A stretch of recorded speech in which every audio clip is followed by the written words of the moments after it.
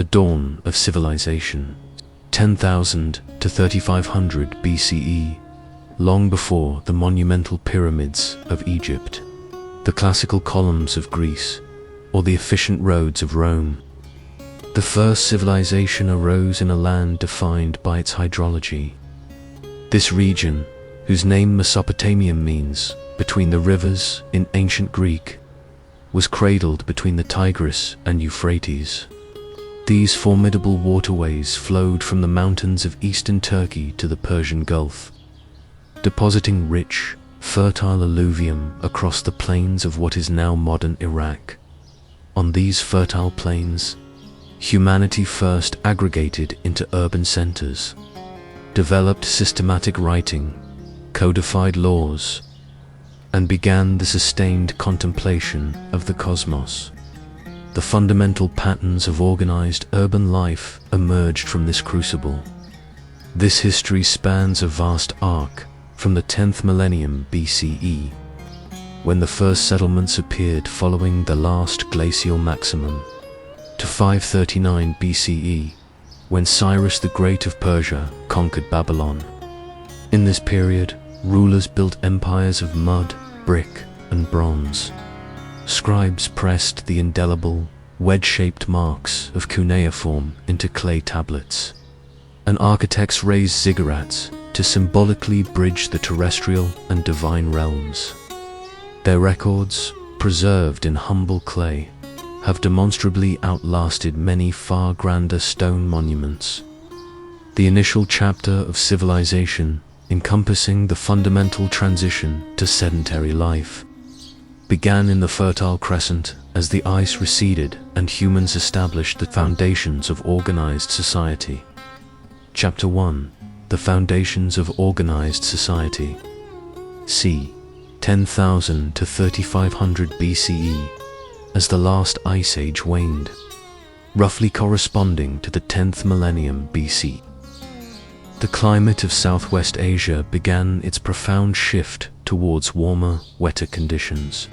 The climatic constraints that had dictated human potential for millennia gradually loosened. In the hills and valleys surrounding the twin rivers, small bands of nomadic hunter-gatherers observed a transformative ecological phenomenon: the prodigious growth of wild wheat and barley. Having spent countless generations pursuing migratory herds and gathering seasonal flora, these early peoples carried their scant possessions and moved with the rhythms of nature. Yet, in this changing environment, they began to establish prolonged residence in areas of food abundance. The earliest semi-permanent settlements were modest clusters of round huts constructed from reeds and mud, documented at sites such as Tel, Muribet, and Abu Huraira in northern Syria.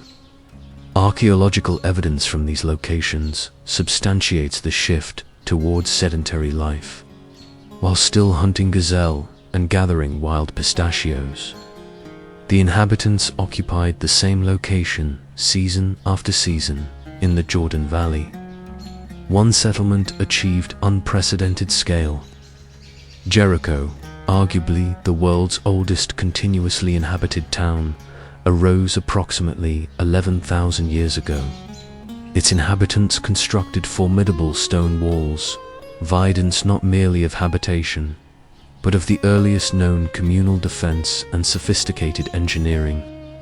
Further east, Catalyok in Anatolia developed another remarkable communal form.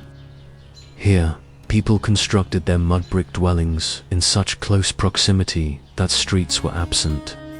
Residents accessed their homes through apertures in the roof, navigating the settlement across the rooftops like a complex.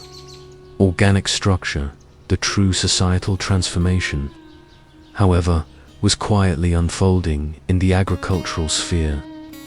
Through meticulous observation and selective cultivation, these nascent farmers began the process of domestication.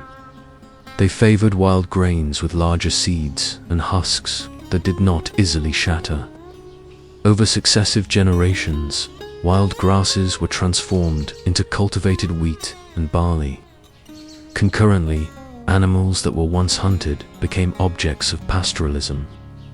The fierce aurochs, the wild ancestor of modern cattle, were gradually brought into human control, followed by sheep, goats, and pigs. The domestication of animals ensured a reliable source of meat, milk, and hides, mitigating the inherent uncertainties of the hunt. This agricultural revolution diffused gradually along the fertile arc of land, the Fertile Crescent, from the Persian Gulf up through the river valleys and around to the Mediterranean coast. The transformation was not instantaneous, but a diachronic process unfolding over centuries. The implications were profound. For the first time, human communities could consistently generate a food surplus. This surplus was the necessary precondition for specialization. Individuals could now dedicate themselves to non-food production activities, leading to the emergence of potters, weavers, and toolmakers who exchanged their crafts for staple foods. During the 6th millennium BCE, another pivotal innovation appeared: pottery. While simple containers had been fabricated from stone, wood, and woven reeds for millennia, the firing of clay created vessels that were both lightweight and watertight. This development facilitated longer-term food storage and the easier transport of liquids. As crops became more productive, early farming communities encountered a distinct challenge in the lowland alluvial plains: limited rainfall.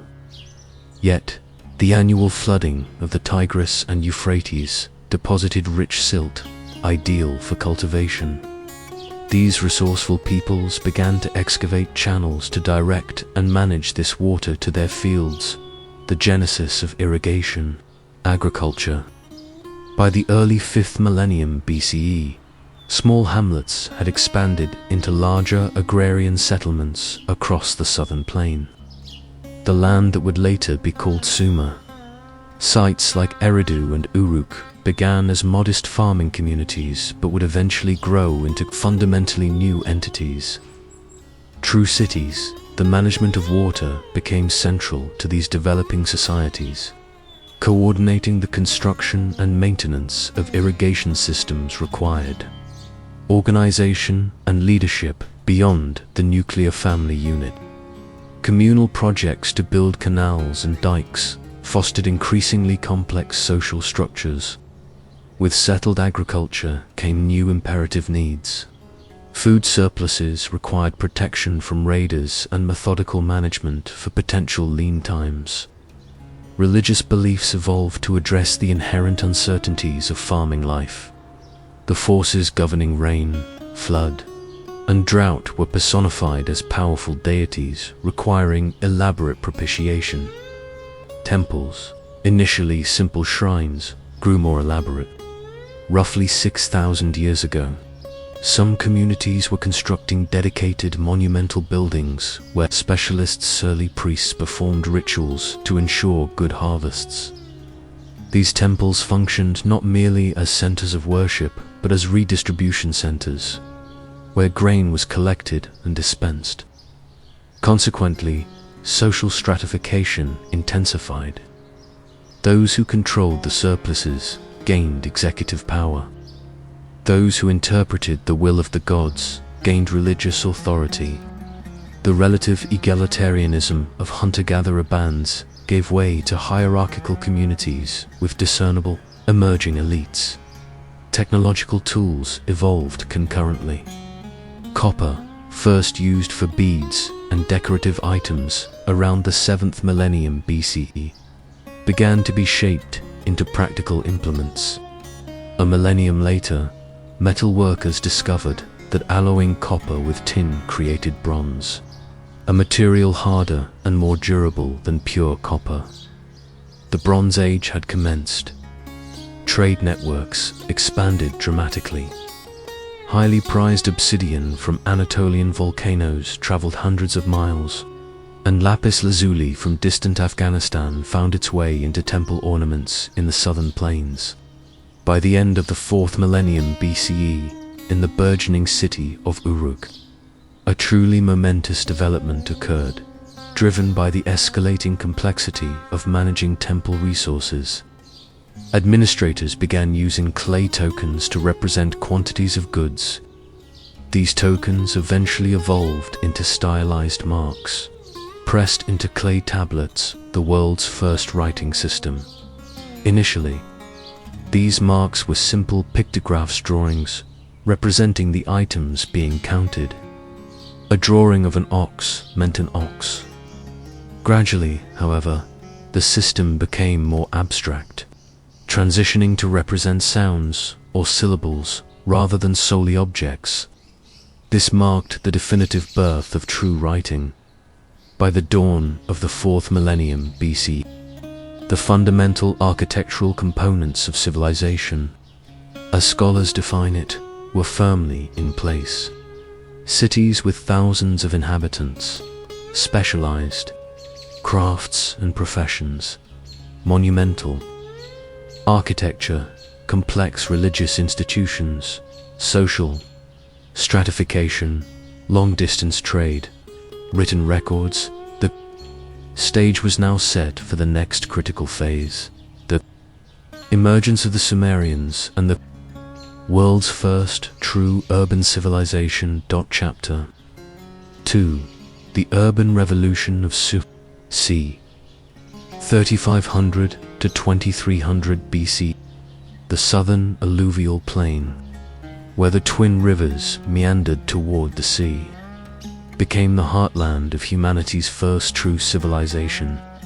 Here, amidst marshy deltas and intensely fertile fields, a remarkable culture created an unprecedented network of true city-states, each housing thousands of inhabitants within massive mud brick walls. Uruk, arguably the most magnificent of these early urban centers, underwent a rapid expansion after 3500 BCE. Archaeological excavations estimate that the settlement eventually covered nearly 2 hectares and may have housed up to 50,000 people at its zenith.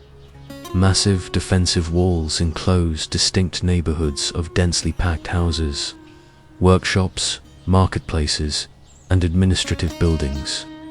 At the heart of Uruk stood its crowning achievement, the White Temple, majestically perched atop a towering platform. This structure, an early prototype of what would later develop into the classic ziggurat, stood as a testament to both sophisticated engineering prowess and profound religious devotion. Other urban centers flourished across the landscape. Ur, nestled near the ancient coastline, now far inland due to millennia of silt deposition, became a bustling port city.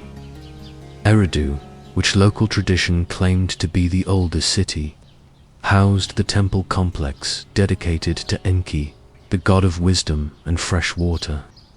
Lagash, Kish, Nippa, and Umma grew into powerful city-states, each possessing a distinct political identity, ruling dynasty, and patron deity.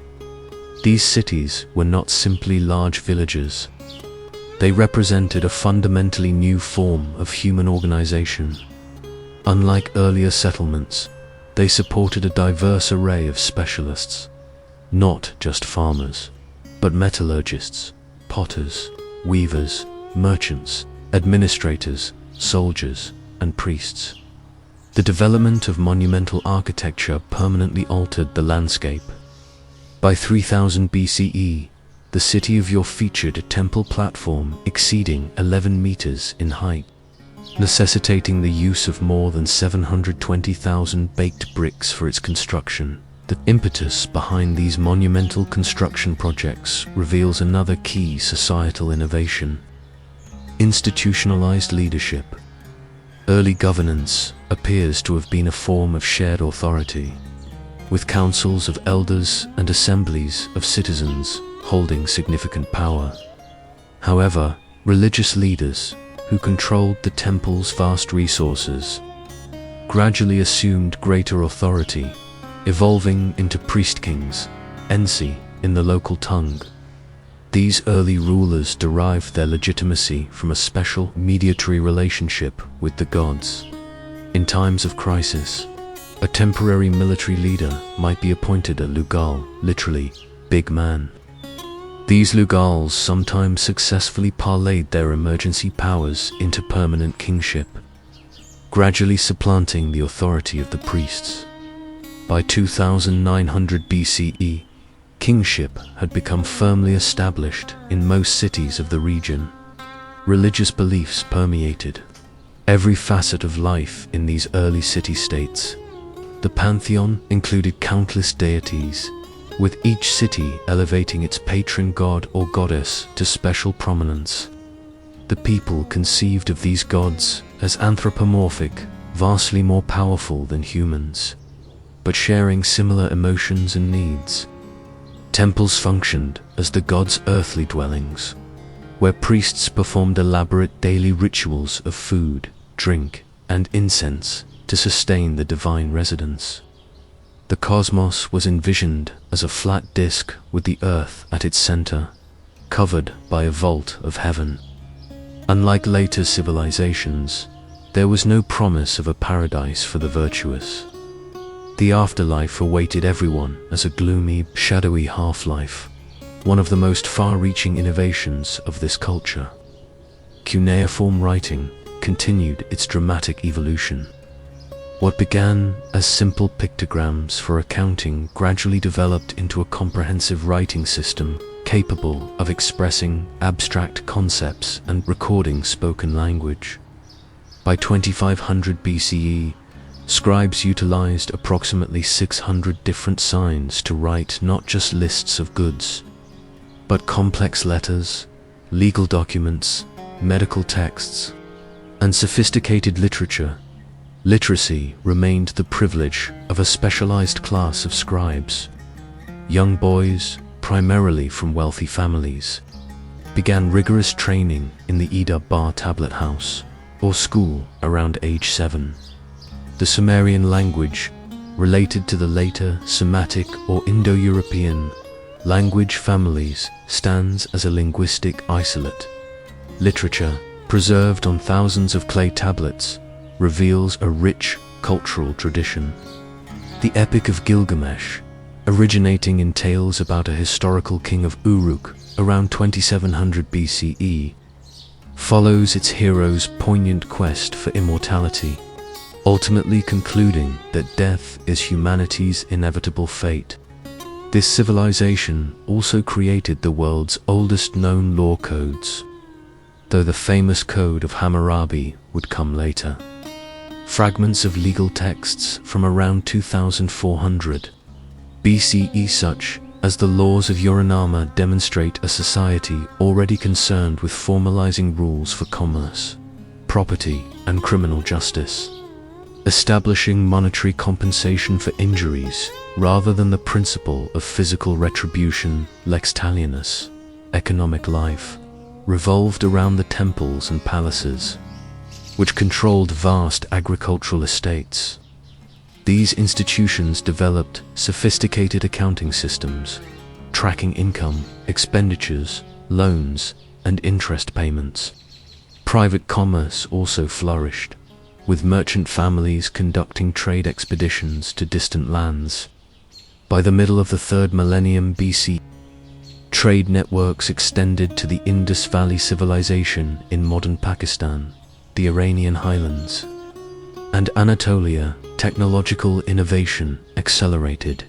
The potter's wheel, appearing around 3500 BCE, revolutionized ceramic production.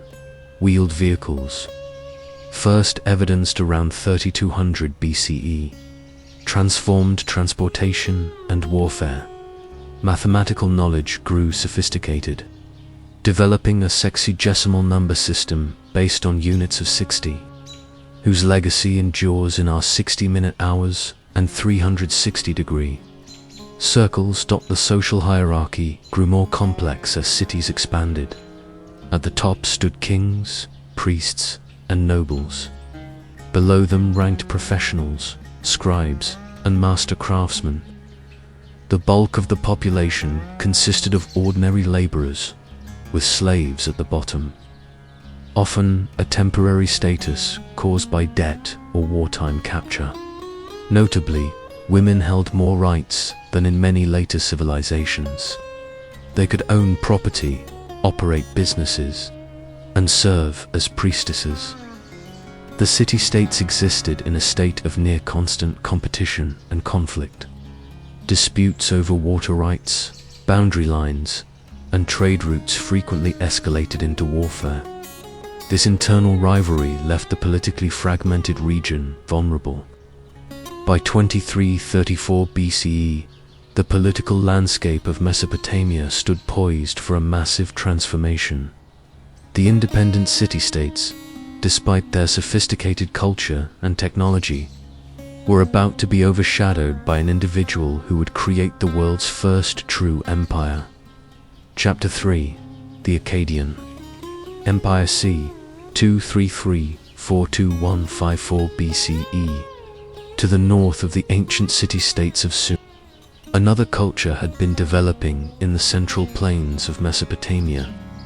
These people spoke a Semitic language distinct from the linguistic isolate of their southern neighbors.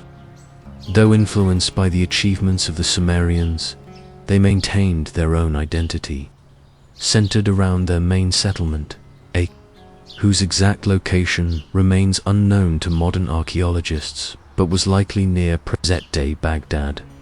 From this city would emerge a figure whose ambition redefined the political landscape of the ancient world. Sargon, whose name means the true king in his native Akkadian language. The origins of Sargon are shrouded in legend. Later, tradition claimed he was a foundling set adrift on the Euphrates, akin to the biblical Moses. Whatever his true background, Sargon began his career as a cupbearer to the king of Kish. Around 2334 BC, he seized power in Kish and swiftly turned his attention southward toward the wealthy cities of the Sumerian plain.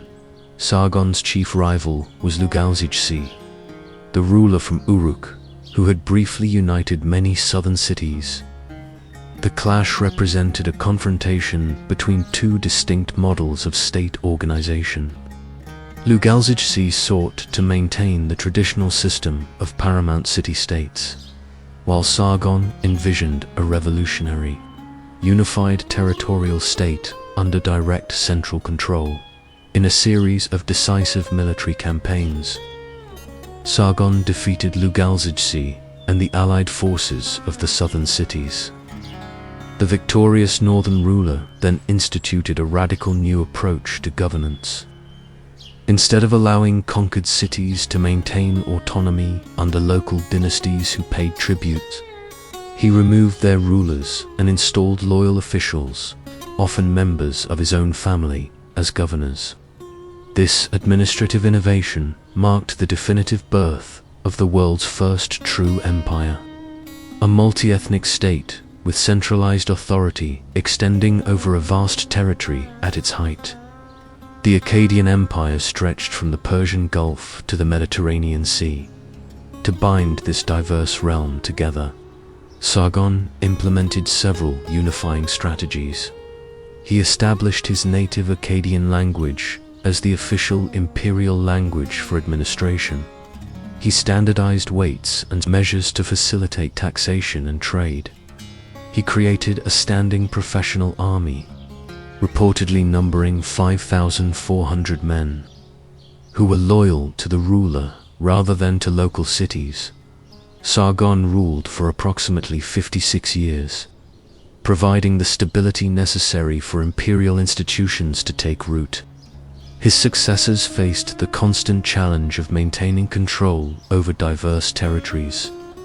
Naram-Sin, Sargon's grandson, proved to be the most capable ruler after the founder. He crushed a massive rebellion of several major cities, demonstrating military skill and ruthlessness. After these victories, Naram-Sin took an unprecedented step. He declared himself a god. Previous rulers had claimed divine appointment, but Naram-Sin had his name written with the divine determinative in cuneiform. Official art depicted him wearing the horned crown traditionally reserved for deities. This elevation of the ruler to divine status reflected both the extraordinary power of the imperial office and, perhaps, a strategy to strengthen loyalty in a multi-ethnic realm. Naram-Sin's famous victory steely depicts him as a heroic figure, physically larger than his soldiers and trampling defeated enemies. Despite these impressive achievements, the imperial edifice began to crack. Maintaining control over such vast territories was increasingly difficult. Provincial governors developed their own power bases, and the costs of constant military campaigns strained the economy. External pressure intensified, particularly from the mountain peoples known as the Guti, who raided from the Zagros Mountains after the death of Naram-Sin. His son, Shaka-Lishari, inherited these mounting problems. Though capable, the centrifugal forces pulling at the empire proved too strong. Provincial areas broke away, external enemies pressed in, and economic troubles deepened. This period of confusion lasted until approximately 2154 BC, when the last nominal ruler of the dynasty was overthrown, bringing the Akkadian Empire to its end. The cultural impact of this first empire fundamentally outlasted its political structures. The fusion of northern Semitic and southern Sumerian traditions created a blended Mesopotamian culture that would influence the region for centuries. Crucially, the imperial ideal, a unified territorial state under a single ruler, became a recurring aspiration for ambitious leaders, providing the blueprint for future empires across the ancient world. Chapter 4. The Neo-Sumerian Revival, c. 2112 a 2004 BC. Following the collapse of the world's first empire, a period of fragmentation ensued across the lands between the rivers. The mountain-dwelling Guti seized control of northern territories, while southern city-states regained independence under local leaders. This interlude of disunity lasted for nearly a century. The Guti, described in contemporary texts as the dragon of the mountains, maintained loose control over the north, but never established sophisticated administrative structures, relying instead on raids and tribute collection. Meanwhile, in the south, a remarkable cultural renaissance began taking shape. Freed from northern control, yet drawing on the integrated traditions developed during the Akkadian era, the ancient cities experienced a creative rebirth. Scholars call this phase the Neo-Sumerian period, marked by the revitalization of older cultural forms within new political structures. Among these resurgent southern centers, the city of Lagash achieved particular prominence under a ruler named Gudea. Though he never attempted to build a large territorial state, Gudea presided over a flourishing of arts, architecture, and religious expression. Dozens of statues depicting this pious leader have survived, showing him in poses of devotion. Crafted from hard diorite stone imported through extensive trade networks, Gudea's inscriptions detail elaborate temple construction, projects, and his profound religious piety. While Lagash flourished culturally, a different city soon emerged as the political center of a renewed territorial state.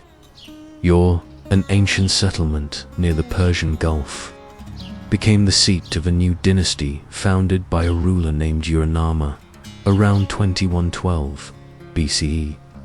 This capable leader successfully drove out the Guti from the north and reunited much of the former imperial territory. Though on a somewhat smaller scale, unlike the previous empire builders, who emphasized military conquest and centralization through force, Yuranama established his reputation primarily as a lawgiver and builder. Thus, the law code bearing his name, though only partially preserved, stands as the earliest known systematic legal collection in history, predating the more famous Code of Hammurabi by more than 3 centuries. This pioneering legal text established fixed monetary penalties for various offenses, moving away from physical retribution toward standardized compensation.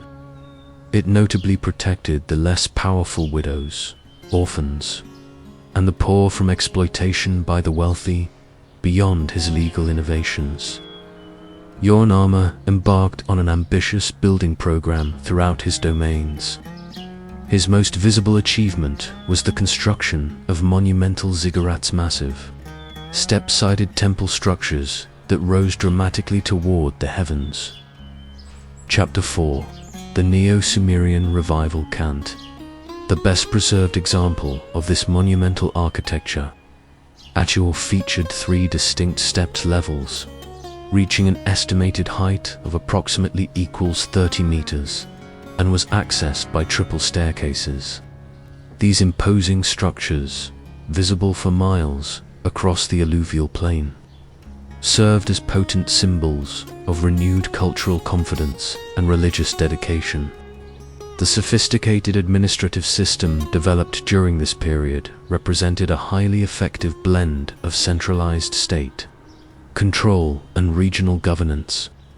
Provincial governors (ensi) oversaw local affairs, while a complex bureaucracy managed the state's extensive collection and redistribution of resources. Royal officials conducted systematic tours of inspection, and messengers utilized designated routes between administrative centers, ensuring efficient communication across the realm. Under Yuranama's son, Shulgi, who reigned for an extraordinary 48 years, the state reached its organizational and economic zenith. This long-reigning monarch implemented numerous institutional innovations that solidified central governance while pragmatically respecting local traditions. He established a standardized calendar, reformed weights and measures, created a royal messenger system with fixed posting stations, reorganized the tax system, and standardized scribal education. Shulgi also meticulously cultivated his image as an ideal ruler through symbolic acts, notably claiming to be a champion runner who personally carried ritual offerings between major temple cities, emphasizing his unifying role through personal exertion and divine favor. In the later years of his reign, Shulgi followed the precedent established by the Akkadians and declared himself divine, a move intended to create a powerful religious foundation for political unity across traditionally independent city-states. The economic system of this era combined centralized planning with market elements. The state controlled vast agricultural estates, directly employing thousands of laborers, and managed extensive redistribution networks. Concurrently, private merchants conducted independent trade ventures, typically under royal oversight. Culturally, the era saw a profound revival of the ancient Sumerian language for religious and literary composition. Scribal schools flourished, preserving and standardizing traditional texts. An innovative literary form that emerged was the royal love song. Lyrical compositions depicting romantic relationships between the king and the goddess Inanna. These poems, which skillfully fused politics with eroticism, served to reinforce the theological underpinnings of royal authority through divine marriage metaphors. The stability of this Renaissance period began its inevitable erosion under Shulgi's successors. Ibisin, the last ruler of the dynasty, faced mounting challenges. Provincial governors increasingly asserted de facto autonomy, withholding tax revenues and declaring outright independence. Nomadic Amorite groups infiltrated from the west. Most critically, The ancient irrigation systems faced a combination of drought conditions and the cumulative effects of salinization, a process where repeated irrigation in an arid climate leads to salt accumulation in the soil, catastrophically reducing fertility. Grain prices, recorded in contemporary texts, indicate dramatic inflation, suggesting severe agricultural collapse. The final blow came from the neighboring state of Elam, centered in modern southwestern Iran. Around 2004 BCE, Elamite forces, allied with other enemies, captured Ur itself. The city was pillaged, its ziggurat desecrated, and Ibasan was taken captive to Elam, marking the fall of the Ur III dynasty. A contemporary lament poetically described the destruction as a divine punishment for human failings. Though politically devastating, the collapse did not erase the cultural achievements of the Neo-Sumerian Renaissance. Its legal concepts, administrative techniques, and architectural forms continued to shape Mesopotamian civilization for centuries, setting the stage for new political configurations. Chapter 5. The Old Babylonian Empire c. 1894 to 1595 BCE. After the demise of the Ur III dynasty, political power in Mesopotamia fragmented among numerous competing city-states. This period of division, lasting nearly a century, saw the emergence of regional powers such as Isin, Larsa, Ish, and Mari. A significant demographic shift accompanied this fragmentation. Semi-nomadic peoples, speaking a West Semitic language, established ruling dynasties in several key cities. One such Amorite leader, established himself in a previously minor settlement called Babylon around 1894 BCE, located strategically on the Euphrates River. This city, whose name meant Gate of the Gods, was initially unremarkable. However, it would gradually rise to unprecedented prominence. For its first century under Amorite leadership, Babylon remained a minor regional power. The geopolitical situation shifted dramatically with the accession of the sixth ruler of the dynasty, Hammurabi, in 1792 BCE. This monarch would rule for 43 years, establishing Babylon as the dominant center of Mesopotamian civilization through military prowess, administrative genius, and meticulous image building. Early in his reign, Hammurabi focused on internal development, reinforcing infrastructure, and cultivating relationships with neighbors. Around the middle of his reign, having consolidated his base, he embarked on a series of military campaigns that systematically eliminated rival centers of power, Larsa, Ishnana, Mari, and even Ashur, uniting virtually all of Mesopotamia under a single rule for the first time since the Akkadian Empire. Unlike earlier conquerors, Hammurabi presented himself as a conservative restorer of ancient traditions. His royal inscriptions depicted him as a shepherd appointed by the gods to bring justice to the land. This emphasis culminated in the Code of Hammurabi, inscribed on a 2.25-meter tall stone stele. Containing 282 legal provisions, the code revealed a complex, class-based society. Penalties varied based on the social status, aristocrat, commoner, or slave of the parties involved. While the principle of lex talionis, an eye for an eye, applied between equals, the code repeatedly emphasized protection for the vulnerable to prevent the strong from oppressing the weak. Hammurabi was equally active as an administrator and economic manager. His government maintained detailed records of production and resource distribution. Surviving letters reveal his hands-on approach to governance, personally addressing complaints and micromanaging projects. In religious matters, he elevated Babylon's patron deity, to a position of prominence in the regional pantheon, symbolically mirroring Babylon's new political supremacy. When Hammurabi died around 1750 BC, his unified kingdom soon began to fracture. Revolts erupted in southern cities, and external threats, the Sealand dynasty in the extreme south and mountain peoples from the Zagros range gradually eroded central control. By 1700 BCE, much of the south was lost, though Babylon itself remained prosperous and culturally dominant. Babylonian culture during this period synthesized older traditions, and the Akkadian language of Babylon became the international diplomatic lingua franca of the Near East. Intellectual achievement flourished, particularly in astronomy and mathematics. Babylonian scholars developed the first predictive mathematical models of planetary behavior and worked with an advanced sexagesimal numeral system that allowed for complex calculations, including solving quadratic equations.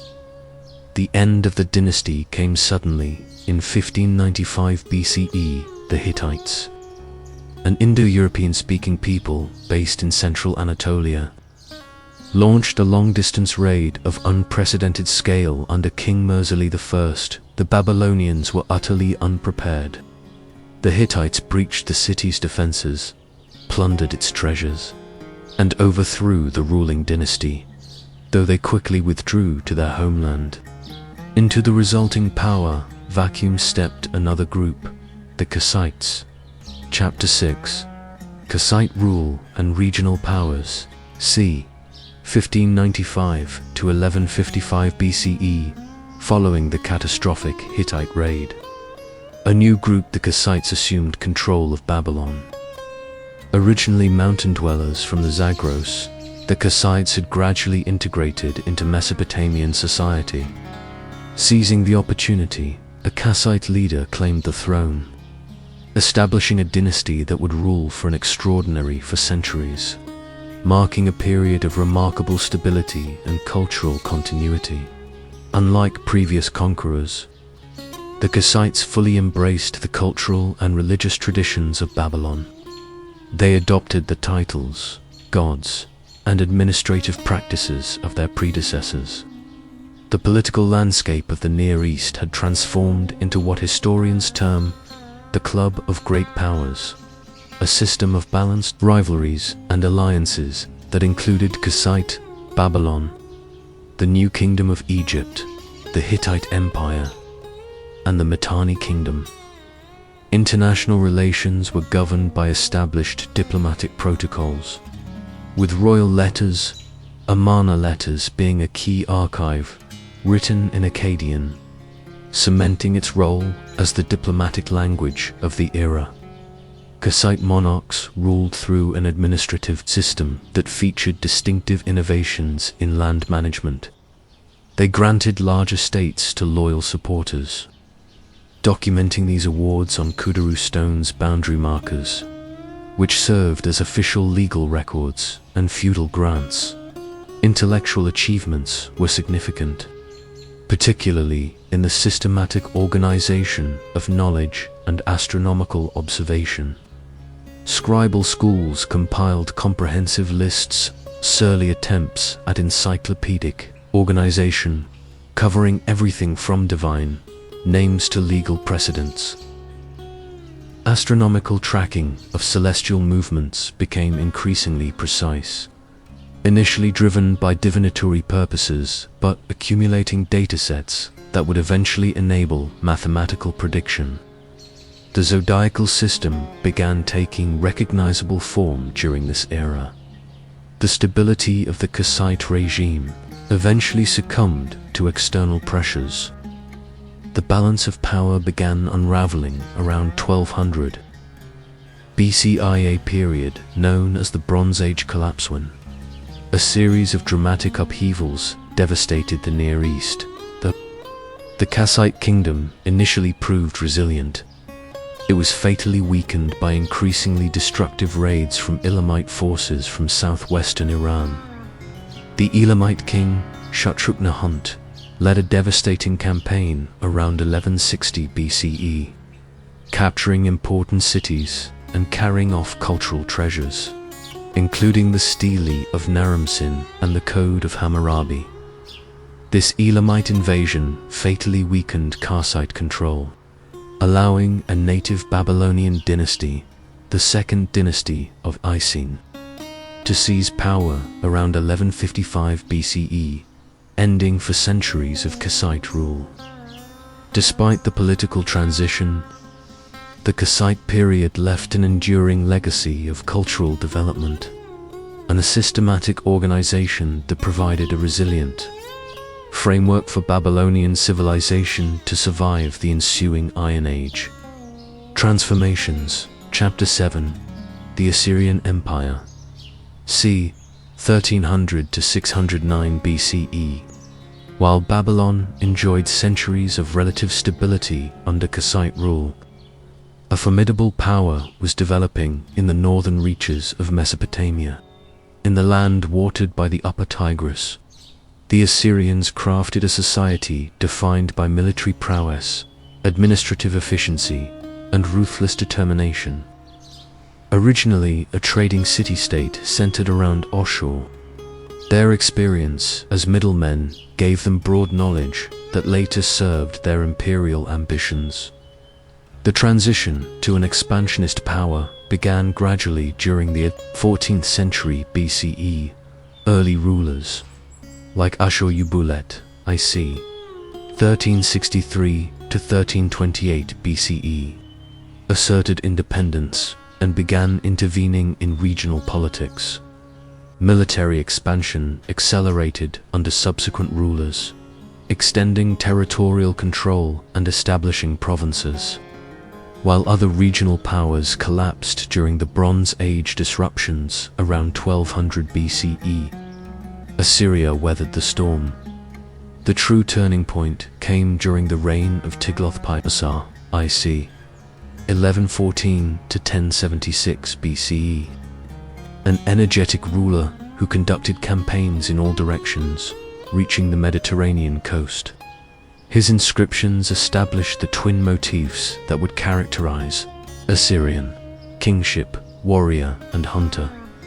The foundations for extraordinary imperial expansion were laid during the 9th century BCE, driven by rulers like Ashurnasirpal, 2883 to 859 BC.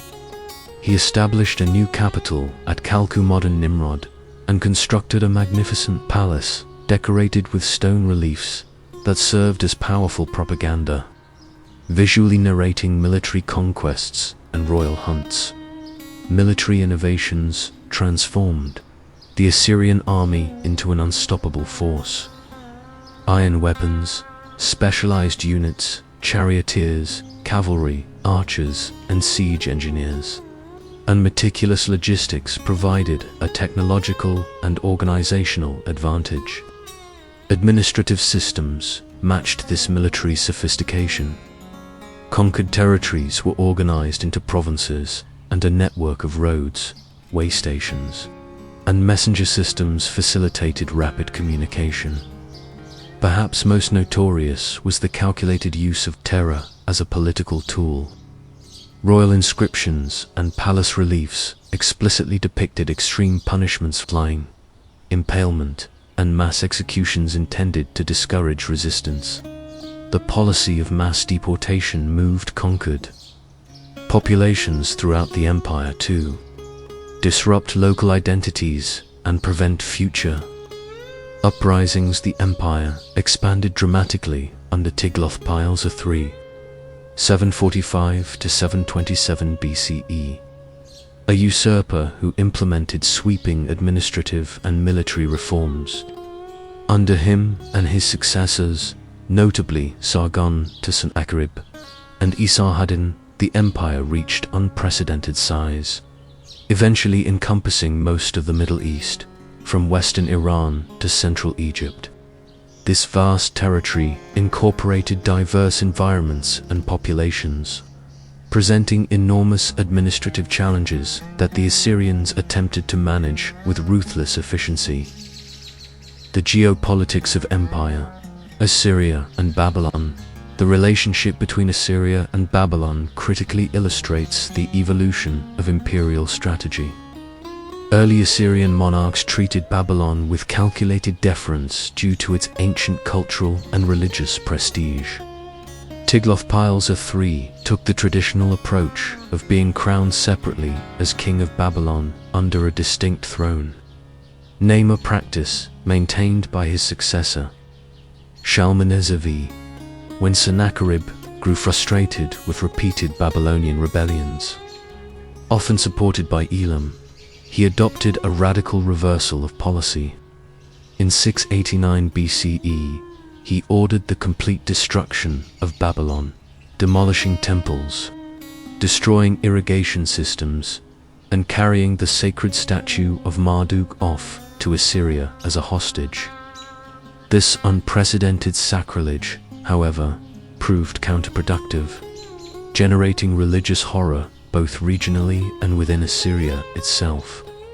Sennacherib's assassination in 681 BCE was widely interpreted as divine punishment for this act. His son, Esarhaddon, immediately reversed this policy, ordering the full reconstruction of Babylon as a primary royal act. This pragmatic ruler recognized that ideological alignment and religious respect were more effective tools of control than brutality.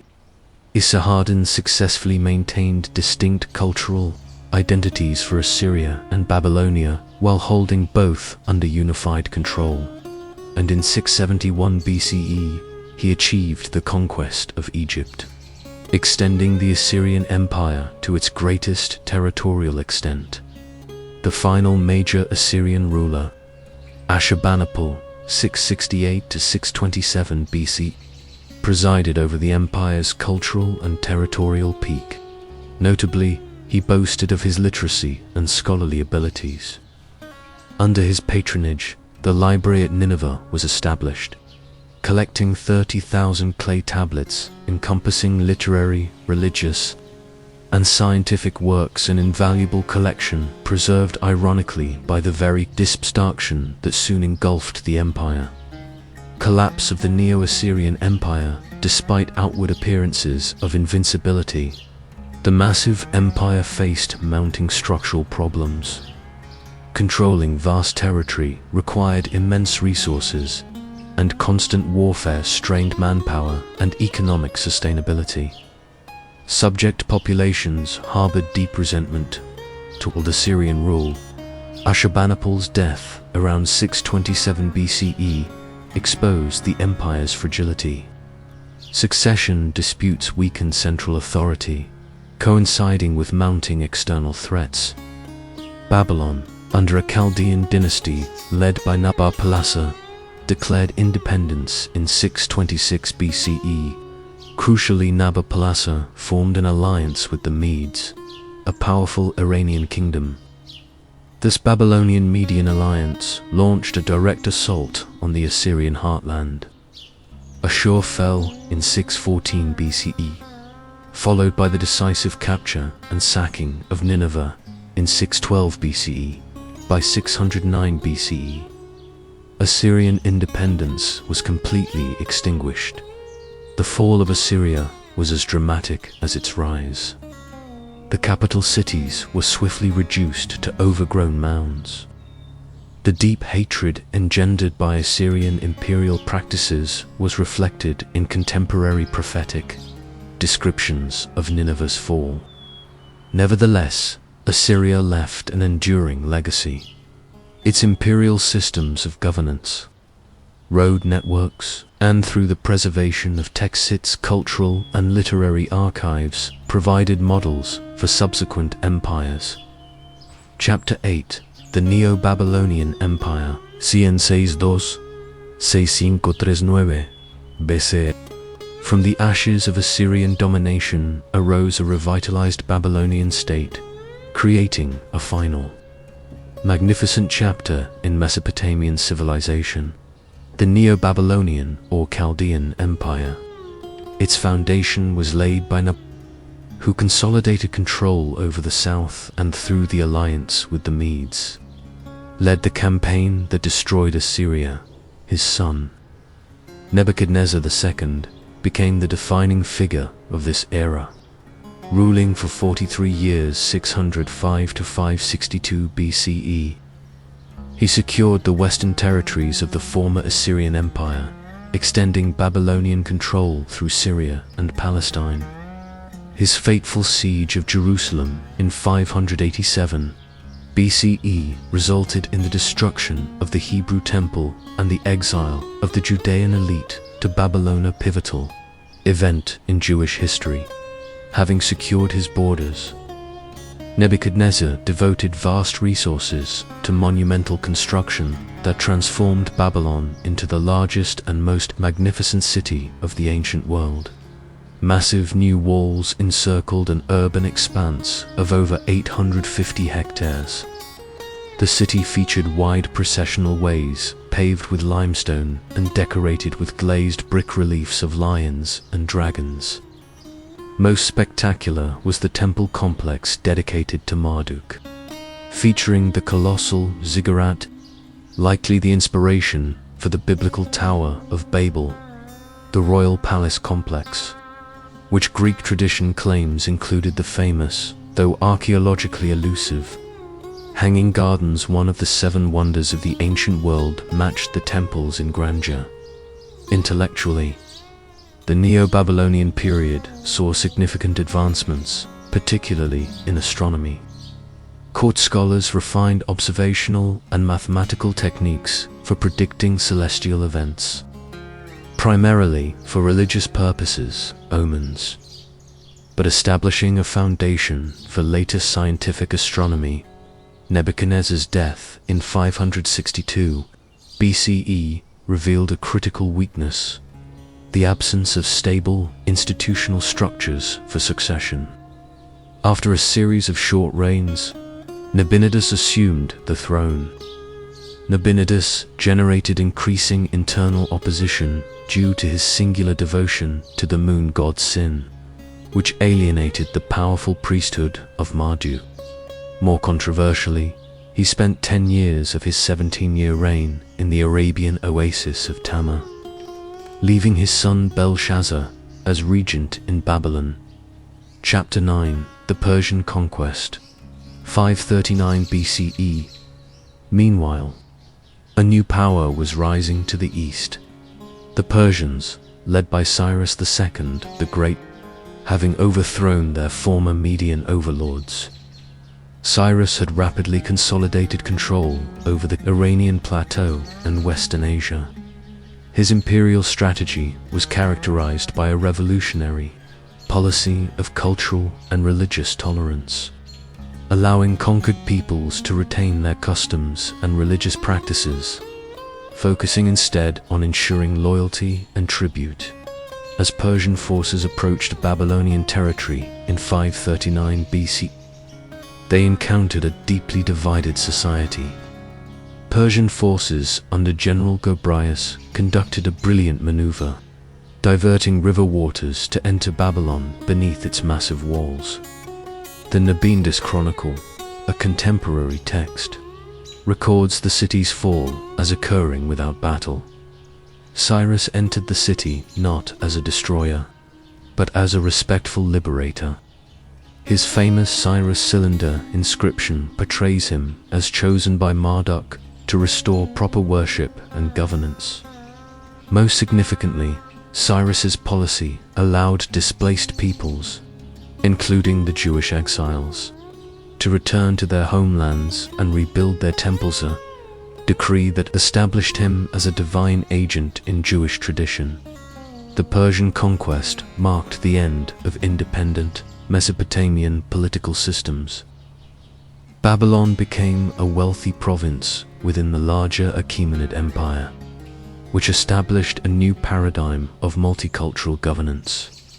The empire was divided into provinces, satrapies, utilized Aramaic as an administrative language, and maintained a policy of religious tolerance. The Achaemenid dynasty ruled Mesopotamia until 331 BCE, when Alexander the Great defeated the last Persian king.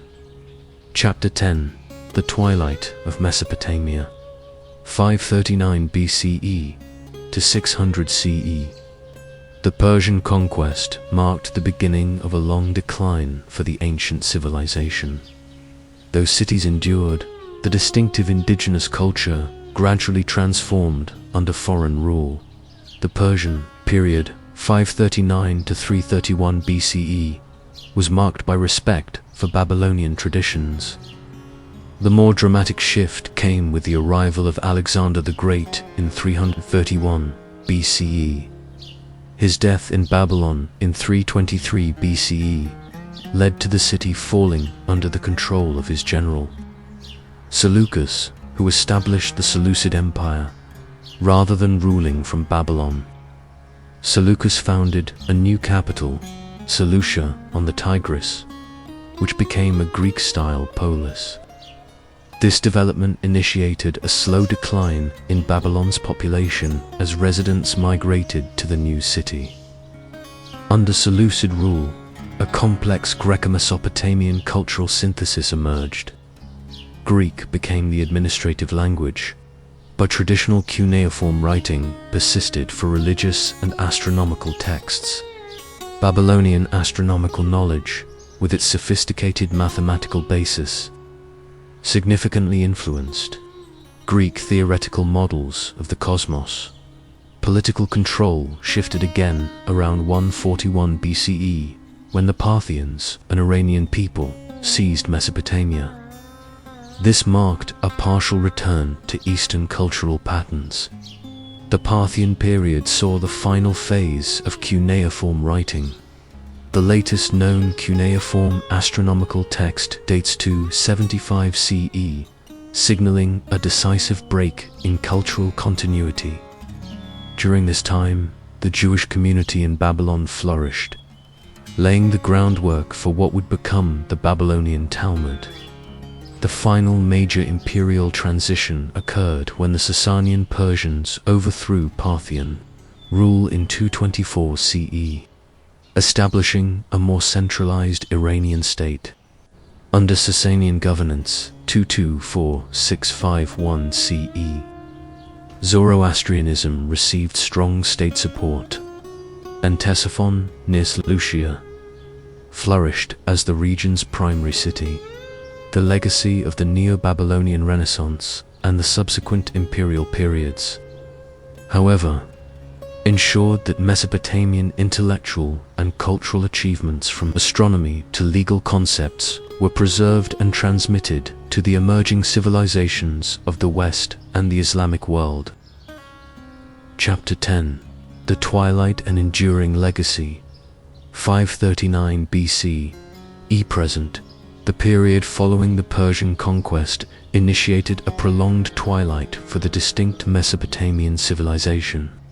The cultural landscape during these final centuries of pre-Islamic Mesopotamia was characterized by extraordinary religious syncretism and diversity. Jewish scholarly communities produced the Babylonian Talmud, completed approximately equals 500 CE, the foundational legal and ethical compilation of Rabbinic Judaism. Simultaneously, Eastern Christianity, the Church of the East, developed sophisticated theological traditions and expansive missionary networks, while Manichaeans and Manichaean missionaries contributed to the theological ferment.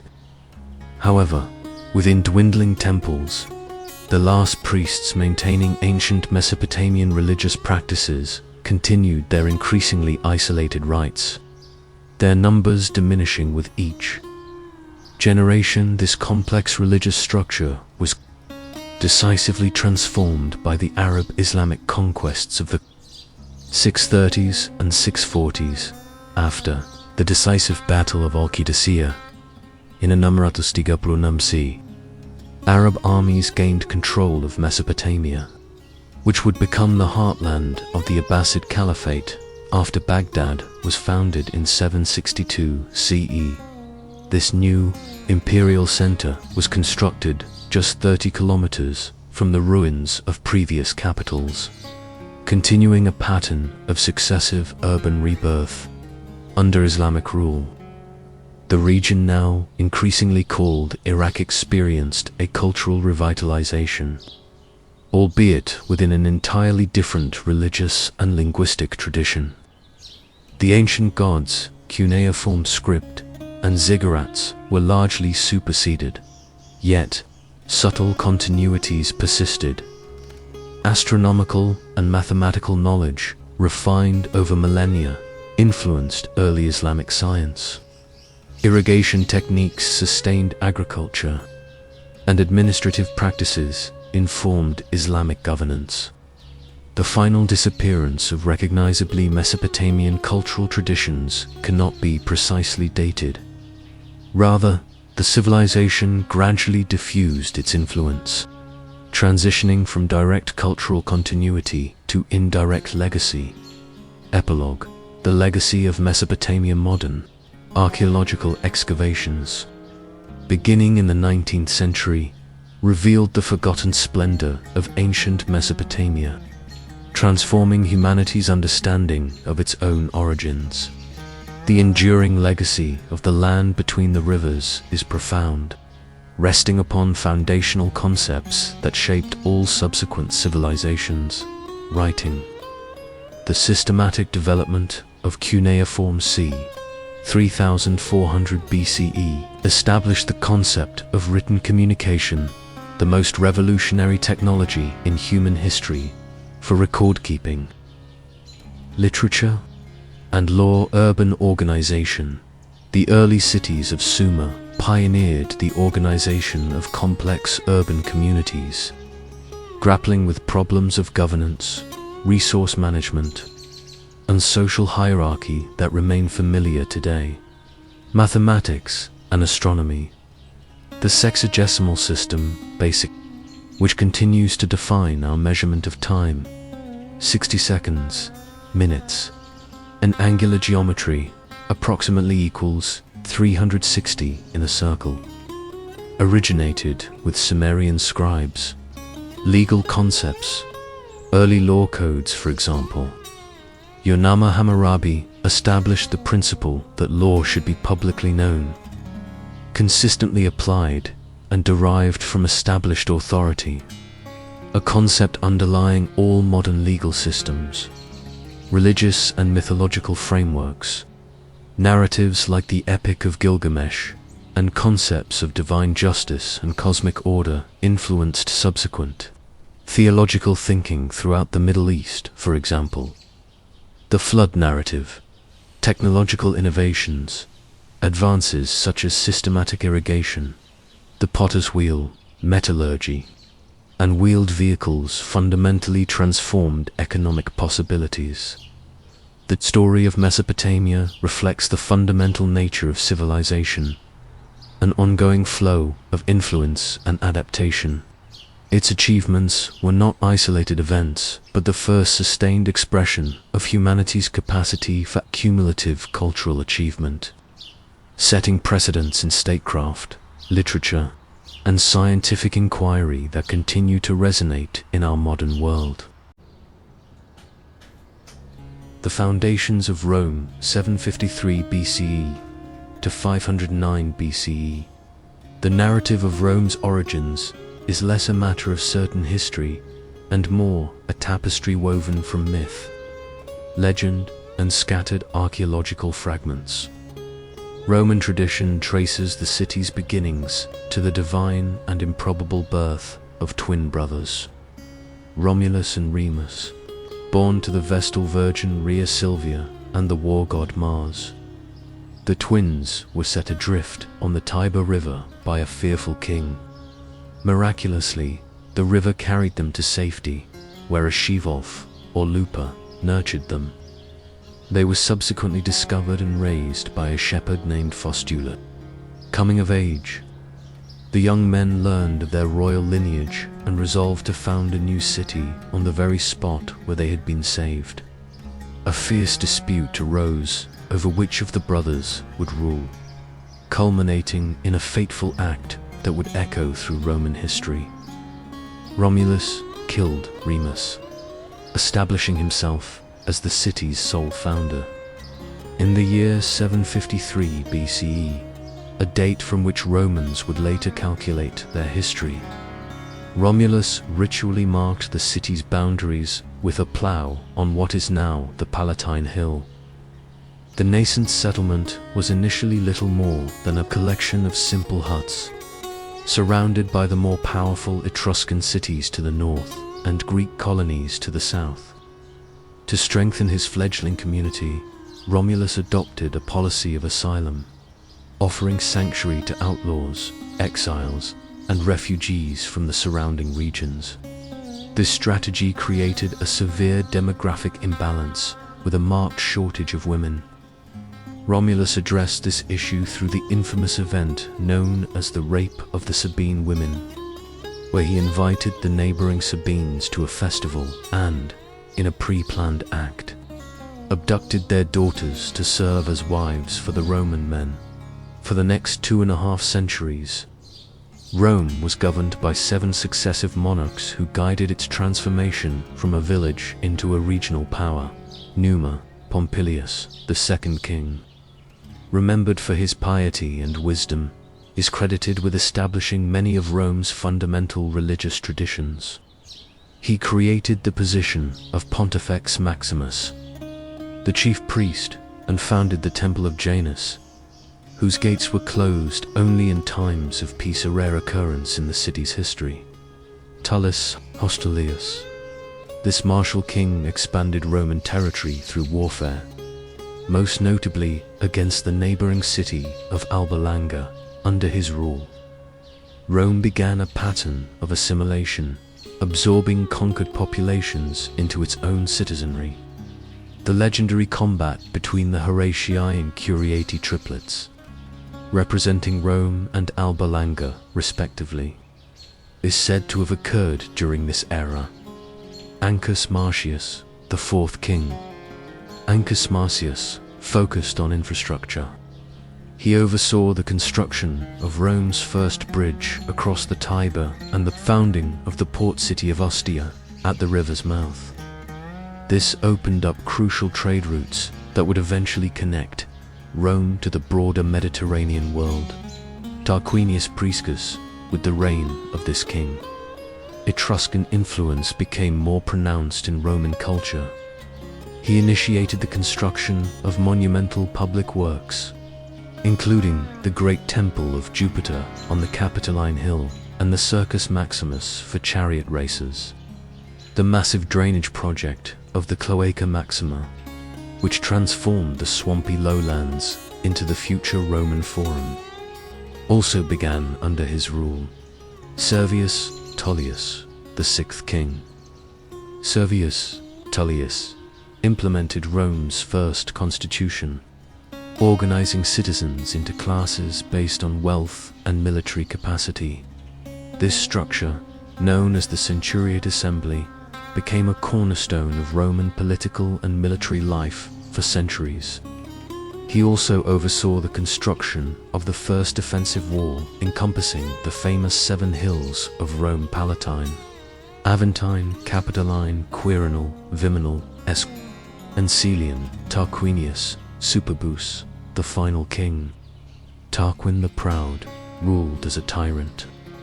While he completed impressive building projects, his arrogance and cruelty alienated the Roman elite. The final straw was the rape of the virtuous noblewoman Lucretia by his son Sextus Tarquinius. This outrage sparked a rebellion led by Lucius Junius Brutus and Lucretia's husband, Lucius Tarquinius Calat. In 509 BCE, the monarchy was overthrown, and the Roman Republic was born.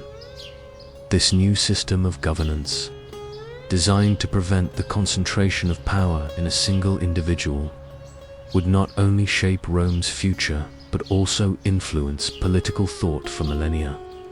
The early Roman character was forged in this foundational period, defined by adaptability and a genius for practical engineering and legal organization. By the end of the monarchy, the population had swelled to approximately 35,000 people, making it one of the largest cities in central Italy. Early Roman society was centered on the family, with a paterfamilias, or male head of household, wielding near absolute authority.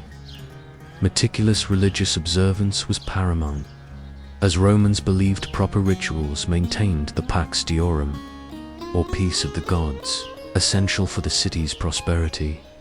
The Roman Republic 509 BCE to 27 BCE, as the last king of Rome fled into exile. The populace stood at the dawn of a new era. The monarchy that had guided the city's early growth was replaced by a bold experiment in governance that would shape Rome's destiny for the next 5 centuries. The newly established republic was meticulously designed to prevent the concentration of power that had led to the tyranny of Tarquinius Superbus. 2 annually elected magistrates, known as consuls, replaced the single king, each possessing the power to veto the other's decisions. Behind the consuls stood the Senate, a council of elders from noble families whose advice carried immense weight. Even without formal legislative power, the early republic faced immediate threats, both internal and external. The exiled king sought to reclaim his throne with the help of neighboring cities, while the powerful Etruscan lord Lars Porsena laid siege to Rome. According to legend, the Roman hero Horatius Cocles single-handedly defended a bridge against the Etruscan army, saving the city from capture. Rome's internal politics proved just as challenging as its external enemies. The Republic was initially dominated by the patricians, hereditary nobles who controlled political and religious institutions. The majority of citizens, known as plebeians, were excluded from power and often trapped in debt bondage to patrician landowners. This class tension would define Roman politics for centuries. The first major social crisis occurred when plebeian soldiers, the backbone of Rome's military, staged a withdrawal to the Sacred Mount, a move that is considered history's first recorded general strike. This drastic action compelled the patricians to create the office of tribune of the plebs, magistrates with the authority to veto legislation harmful to plebeian interests. Tribunes were declared sacrosanct, meaning anyone who harmed them faced religious condemnation and death. Another significant development was the creation of the 12 Tables, Rome's first written law code, which was displayed in the Forum for all to see. This brought a new transparency to legal procedures, which had previously been controlled in secret by patricians, while still favoring the elite in many respects. The 12 Tables represented a crucial step toward greater equality under the law and established the principle that laws should be public knowledge. As Rome resolved its internal challenges, it gradually expanded its influence throughout central Italy. This expansion faced a devastating setback in 390 BCE when Celtic Gauls defeated the Roman army at the Allia River and proceeded to sack Rome itself. The city was largely destroyed, though defenders held out on the Capitoline Hill. Legend has it that sacred geese in the Temple of Juno warned the Romans of a night attack, saving the citadel. The Gauls eventually withdrew after receiving a ransom of gold. But the traumatic memory of this disaster would remain a part of Roman consciousness for centuries. Remarkably, Rome rebounded swiftly from this catastrophe, rebuilding the city and constructing stronger walls. The city defeated the Latin League, incorporating these related peoples into its growing state. Some communities received full Roman citizenship, while others were granted partial rights, establishing a system of graduated citizenship that became a hallmark of Roman statecraft. The middle years of the Republic saw significant political reforms. The Licinian Sextian laws required that one consul must be a plebeian, opening the highest office to no. Over the following decades, plebeians gained access to all major magistracies and religious offices, while wealth rather than birth increasingly determined political opportunity. This process of social integration helped Rome avoid the destructive class conflicts that plagued many Greek city-states. Rome's growing power inevitably brought it into conflict with other regional powers. Through 3 grueling wars against the mountain peoples known as the Samnites, Rome extended its control from coast to coast across the Italian peninsula. As Rome consolidated its position, it encountered the sophisticated Greek cities of Magna Graecia in southern Italy. The most powerful of these, Tarentum, called for help from Pyrrhus, king of Epirus in Greece. Pyrrhus arrived in Italy with a formidable force, including war elephants, which were previously unknown to the Romans. Despite winning several battles against the Roman legions, Pyrrhus suffered such heavy casualties that these Pyrrhic victories ultimately depleted his forces. The Greek cities were soon left to face Rome alone. Rome's governance of its new Italian confederacy demonstrated remarkable wisdom.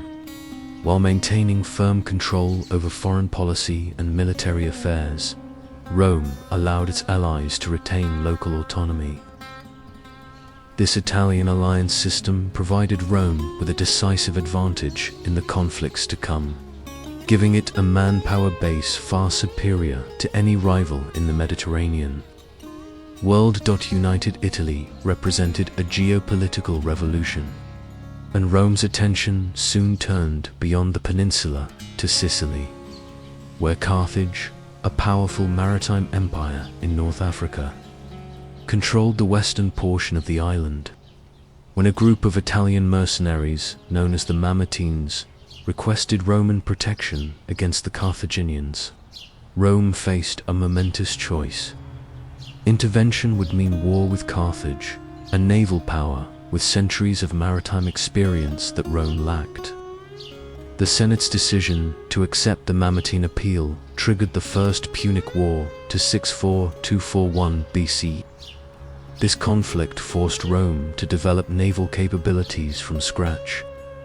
After early defeats, the Romans captured a Carthaginian ship and used it as a template to build their own fleet, equipping their vessels with a corvus, a boarding bridge that allowed Roman soldiers to use their superior infantry skills in naval combat. Despite catastrophic losses to storms and battles, Roman persistence eventually prevailed. Carthage ceded Sicily to Rome and paid a substantial indemnity. The Second Punic War, 218-201 BCE, brought Rome closer to destruction than any conflict since the Gallic sack. The brilliant Carthaginian general Hannibal Barca led an army, complete with war elephants, from Spain across the Alps into Italy. He inflicted 3 catastrophic defeats on Roman armies at the Trebia River, Lake Trasimene, and, most devastatingly, at Cannae, where perhaps 50,000 Romans perished in a single day. Despite these disasters, Rome refused to surrender. While Hannibal marched through Italy, Rome raised new armies. The general Quintus Fabius Maximus adopted delaying tactics, while a young commander named Scipio took the war to Spain and then to Africa. Faced with a threat to Carthage itself, Hannibal was recalled from Italy. At the Battle of Zamor, Scipio, now called Africanus, defeated Hannibal, ending the war. Victory over Carthage established Rome as the dominant power in the Western Mediterranean. Rome's attention then turned eastward to the Hellenistic kingdoms that had emerged from Alexander the Great's empire. The Roman legions defeated King Philip V of Macedon, and subsequently overcame the Seleucid king Antiochus III. The same year, a third Punic War ended with the complete destruction of Carthage. These conquests profoundly transformed Roman society. Enormous wealth flowed into Italy from new provinces, enriching both the state and private individuals. Slaves captured in war became abundant, changing the nature of Italian agriculture as small farms gave way to large, slave-worked estates. Many displaced rural citizens migrated to Rome, creating social tensions. The republican political system, designed for a small city-state, struggled to administer a vast Mediterranean empire. Governors often exploited their positions for personal gain, and successful generals commanded the loyalty of their troops, creating a potential threat to civilian authority. The traditional Roman values of simplicity, duty, and self-sacrifice, what Romans called mos, maiaram, or the way of the elders, seemed to wane as luxury and ambition increased. These changes set the stage for the tumultuous final century of the Republic. The Gracchi brothers, Tiberius and Gaius Gracchus, proposed land redistribution and other reforms to address social inequality, but their efforts were met with fierce opposition from wealthy senators. Both were assassinated, shattering the traditional consensus of the ruling elite and introducing political violence as a tool in Roman politics. In the decades that followed, ambitious generals like Marius and Sulla used their military power to intervene in political disputes. Sulla's march on Rome marked the first time a Roman general turned his army against the city itself. After defeating his rivals in a bloody civil war, he had himself appointed dictator and conducted systematic purges of his enemies. Though Sulla eventually retired, his actions created a dangerous precedent.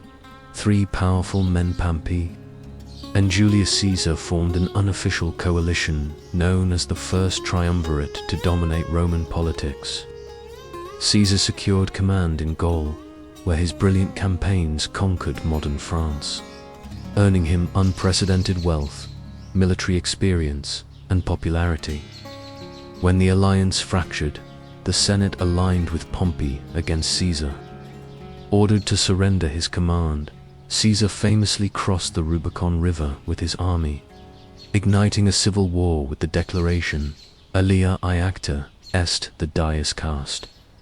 After defeating Pompey's forces, Caesar became dictator of Rome, implementing numerous reforms. However, his increasing honors and lifetime dictatorship alarmed republicans who saw him as aspiring to monarchy. On the Ides of March in 44 BCE, conspirators led by Brutus and Cassius assassinated Caesar in the Senate House. Rather than restoring the Republic, Caesar's murder triggered renewed civil war. His adopted son, Octavian, joined with Mark Antony and Lepidus in the Second Triumvirate to hunt down Caesar's killers. After defeating Brutus and Cassius at Philippi, the triumvirs divided the Roman world among themselves. Tensions inevitably emerged, particularly between Octavian in the west and Antony in the east, where he allied himself with Egypt's queen, Cleopatra VII. The final showdown came at the Battle of Actium, where Octavian's forces defeated the combined fleet of Antony and Cleopatra. The lovers fled to Egypt, where they later committed suicide. Octavian, now the sole ruler of Rome's vast territories, carefully avoided Caesar's mistakes. While accumulating unprecedented personal power, he maintained the facade of republican government, referring to himself as Princeps first citizen rather than king or dictator. In 27 BCE, the Senate awarded him the title Augustus, marking the effective end of the Republic and the beginning of the Roman Empire. The legacy of the Republic was complex. Its constitutional balance ultimately failed to prevent civil war and dictatorship. Yet during its 5 centuries, Rome had evolved from a small Italian city-state to the master of the Mediterranean world. Republican institutions would continue in name under the emperors, and its ideals of liberty, civic duty, and constitutional government would echo through Western political thought for millennia to come. The early empire 27 BCA, 180 C, when Octavian stood before the Senate in January of 27 BCE, Rome stood at a crossroads. The Republic, which had governed for 5 centuries, lay in ruins after decades of civil war. Yet rather than claiming outright monarchy, Octavian performed a masterful political dance. He announced the restoration of the Republic by seemingly relinquishing the extraordinary authority he had accumulated. The Senate, filled with his supporters, responded by granting him the name Augustus, a title with religious overtones suggesting one who is revered or sacred. They also awarded him a carefully assembled package of powers, including command of key provinces where legions were stationed and tribunician authority. Giving him veto power. Con licencia de Google, this moment marked the birth of what historians call the Principate, a system where Augustus ruled as first citizen rather than king, maintaining the facade of republican government while wielding unprecedented personal power. Augustus would rule for 41 years, establishing patterns that would define Roman imperial governance for centuries. He reduced the army from 60 legions to 28, settling veterans in colonies throughout the empire. He reformed the tax system, established a postal service, created firefighting cohorts, and organized a permanent police force in Rome. His building projects transformed the capital so much that he famously boasted of finding Rome a city of brick and leaving it a city of marble in foreign affairs. Augustus secured and expanded Roman frontiers. Germanic tribes were pushed back beyond the Rhine, while the empire's eastern boundary was secured through diplomacy with the Parthian Empire. Spain was finally fully conquered after centuries of resistance, and the Danube became Rome's northern frontier in Europe. Perhaps most crucially, Augustus created a stable system of succession. Having no son, he gradually elevated his stepson, Tiberius, to prominence, ensuring a smooth transfer of power upon his death. Tiberius, a capable general but a reluctant ruler, began a dynasty known as the Julio-Claudians that would govern Rome for more than 50 years. His rule started well, but grew increasingly dark after he withdrew to the island of Capri, leaving affairs of state to the ambitious Praetorian prefect Sejanus. After uncovering Sejanus's plot to seize power, Tiberius launched a wave of treason trials that spread fear through the Roman aristocracy. Tiberius was succeeded by his grandnephew, Caligula, whose early promise devolved into apparent madness. Stories of his excesses, cruelty, and bizarre behavior, including plans to make his horse a consul, may be exaggerated. But his assassination, after just 4 years, speaks to his unpopularity among the Roman elite. The Praetorian Guard then elevated Claudius to the throne. Despite physical disabilities that had led his family to sideline him, Claudius proved to be an able administrator. During his 13-year reign, he expanded the empire by conquering Britain and incorporating new provinces in the east. He also extended citizenship more widely and admitted Gauls to the Senate, recognizing that Rome's future lay in provincial integration rather than Italian domination. The Julio-Claudian dynasty ended with Nero, who began his reign promisingly under the guidance of the philosopher Seneca, as he asserted his independence. However, his rule grew tyrannical. He had his mother, Agrippina, murdered, and he persecuted Christians after the Great Fire of Rome in 64 CE.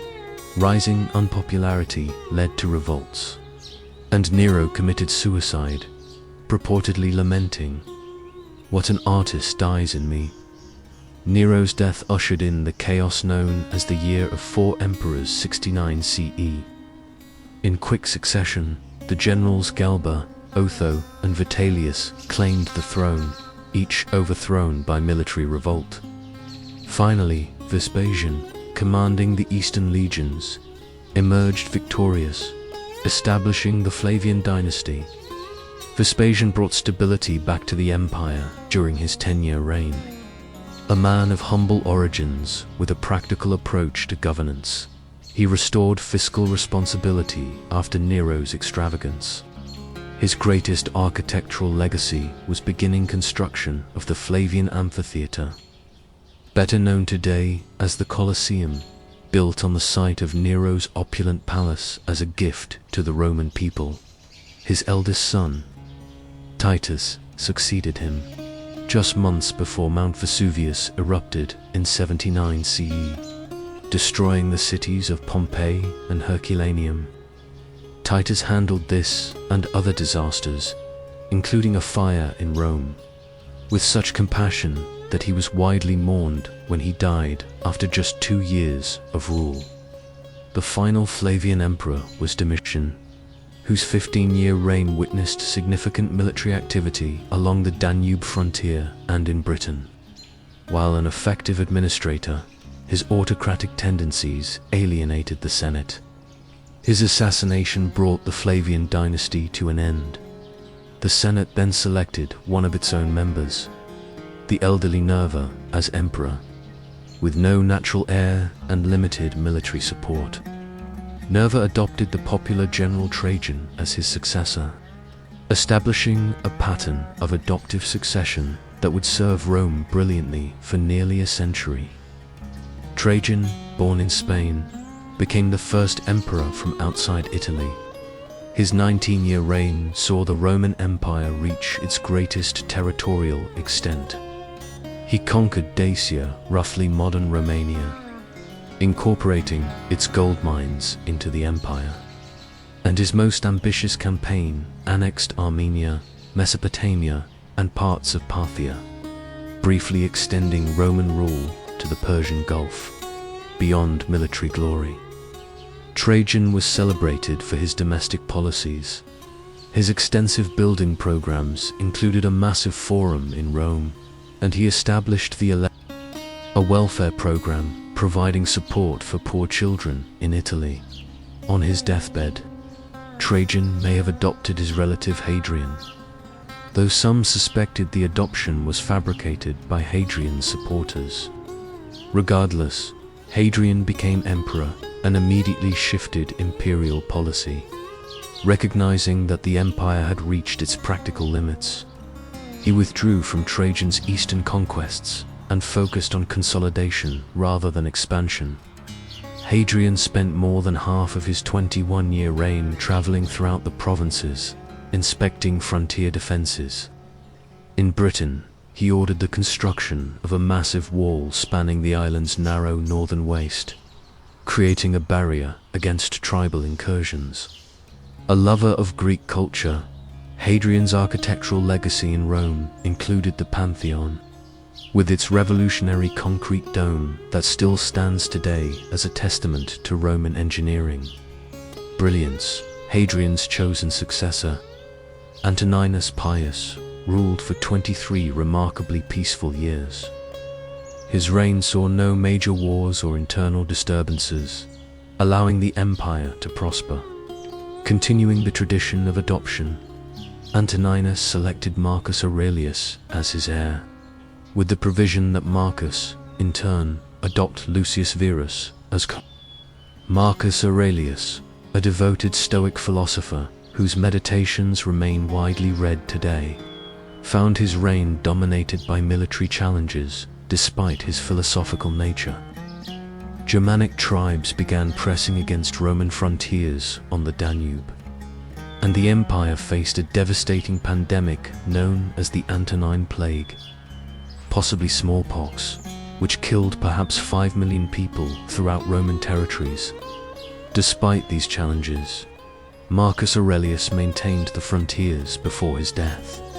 Unlike his predecessors, who chose the most qualified successor through adoption, Marcus allowed his biological son, Commodus, to succeed him, a decision that would have dire consequences for Rome.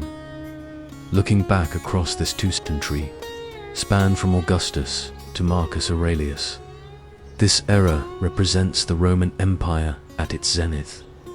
The population reached perhaps 70 million people living in relative security under the Pax Romana, or Roman peace. A vast network of roads, totaling over 250,000 miles, facilitated trade, communication, and military movement throughout the Mediterranean basin. Cities flourished with public amenities unknown in earlier ages, such as aqueducts, public baths, theaters, and forums. Roman law, increasingly sophisticated and humane, was administered across 3 continents. Perhaps most significantly, this period saw the birth and early spread of Christianity. Jesus of Nazareth lived and died during the reign of Tiberius, and the new religion slowly spread throughout the empire despite sporadic persecution. By the time of Marcus Aurelius, Christian communities existed in most major cities, laying the foundation for developments that would transform the later empire. This remarkable era of stability and prosperity rested on several pillars: the Augustan settlement that balanced imperial power with respect for tradition, the adoption system that produced a series of capable rulers, secure frontiers that prevented major invasions, and an economy that, despite its limitations by modern standards, generated sufficient surplus to maintain urban civilization and a standing army of nearly 400,000 men. As Marcus Aurelius drew his final breath on the Danubian frontier, none could foresee that this golden age was ending. Crisis and recovery 180 CE to 284 CE. The golden age of the Roman Empire began to dim as Commodus assumed the purple following the death of Marcus Aurelius. Unlike his philosophical father, Commodus had little interest in the burdens of governance. Handsome and athletic, he preferred the gladiatorial arena to the council chamber. He often fought in staged combats, charging the imperial treasury enormous sums for his appearances and boasting of thousands of victories against opponents who dared not defeat him. While Commodus indulged his fantasies, renaming Rome Colonia Comediana and styling himself as the reincarnation of Hercules, the machinery of empire continued functioning through the efforts of experienced administrators. Yet his capricious executions of senators and officials created a climate of fear. Upon his death on the final day of the year 192 CE, Commodus was strangled in his bath by his wrestling partner, Narcissus, an act orchestrated by his inner circle, who feared they would be next to face his wrath. After Commodus' assassination, the respected General Pertinax was elevated to the throne by the Senate. His attempts to restore discipline within the Praetorian Guard proved fatal. They murdered him after just 3 months when he refused their demands for a special bonus. What followed was perhaps the most shameful episode in Roman history. The Praetorians literally auctioned the empire to the highest bidder. Didius Julianus, a wealthy senator, won this dubious honor, but his reign lasted only 66 days. Provincial armies, disgusted by the events in Rome, put forward their own commanders as imperial candidates. From this chaos emerged Septimius Severus, commander of the Pannonian legions. He marched on Rome, disbanded the disgraced Praetorians, and established a new dynasty. A capable soldier, Severus secured his position through a combination of military victories and the ruthless elimination of rivals. Born in Leptis Magna in North Africa, he was the first emperor from that continent and reportedly spoke Latin with an accent. His reign brought significant changes to Roman governance, particularly the increasing militarization of the administration and greater reliance on equestrians rather than senators for key positions. During his 18-year rule, Severus conducted successful campaigns against the Parthian Empire in the east, creating the new province of Mesopotamia with its rich farmlands. He also traveled to Britain to strengthen Hadrian's Wall and campaign against the Caledonians in Scotland. It was there, in the northern outpost of Eboracum, modern York, that he died, purportedly advising his sons to enrich the soldiers and scorn everyone else.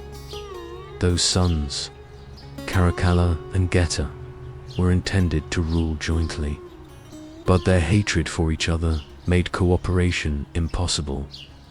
Within a year, Caracalla had his brother murdered in their mother's arms and ordered a damnatio memoriae Geta from all official records and monuments.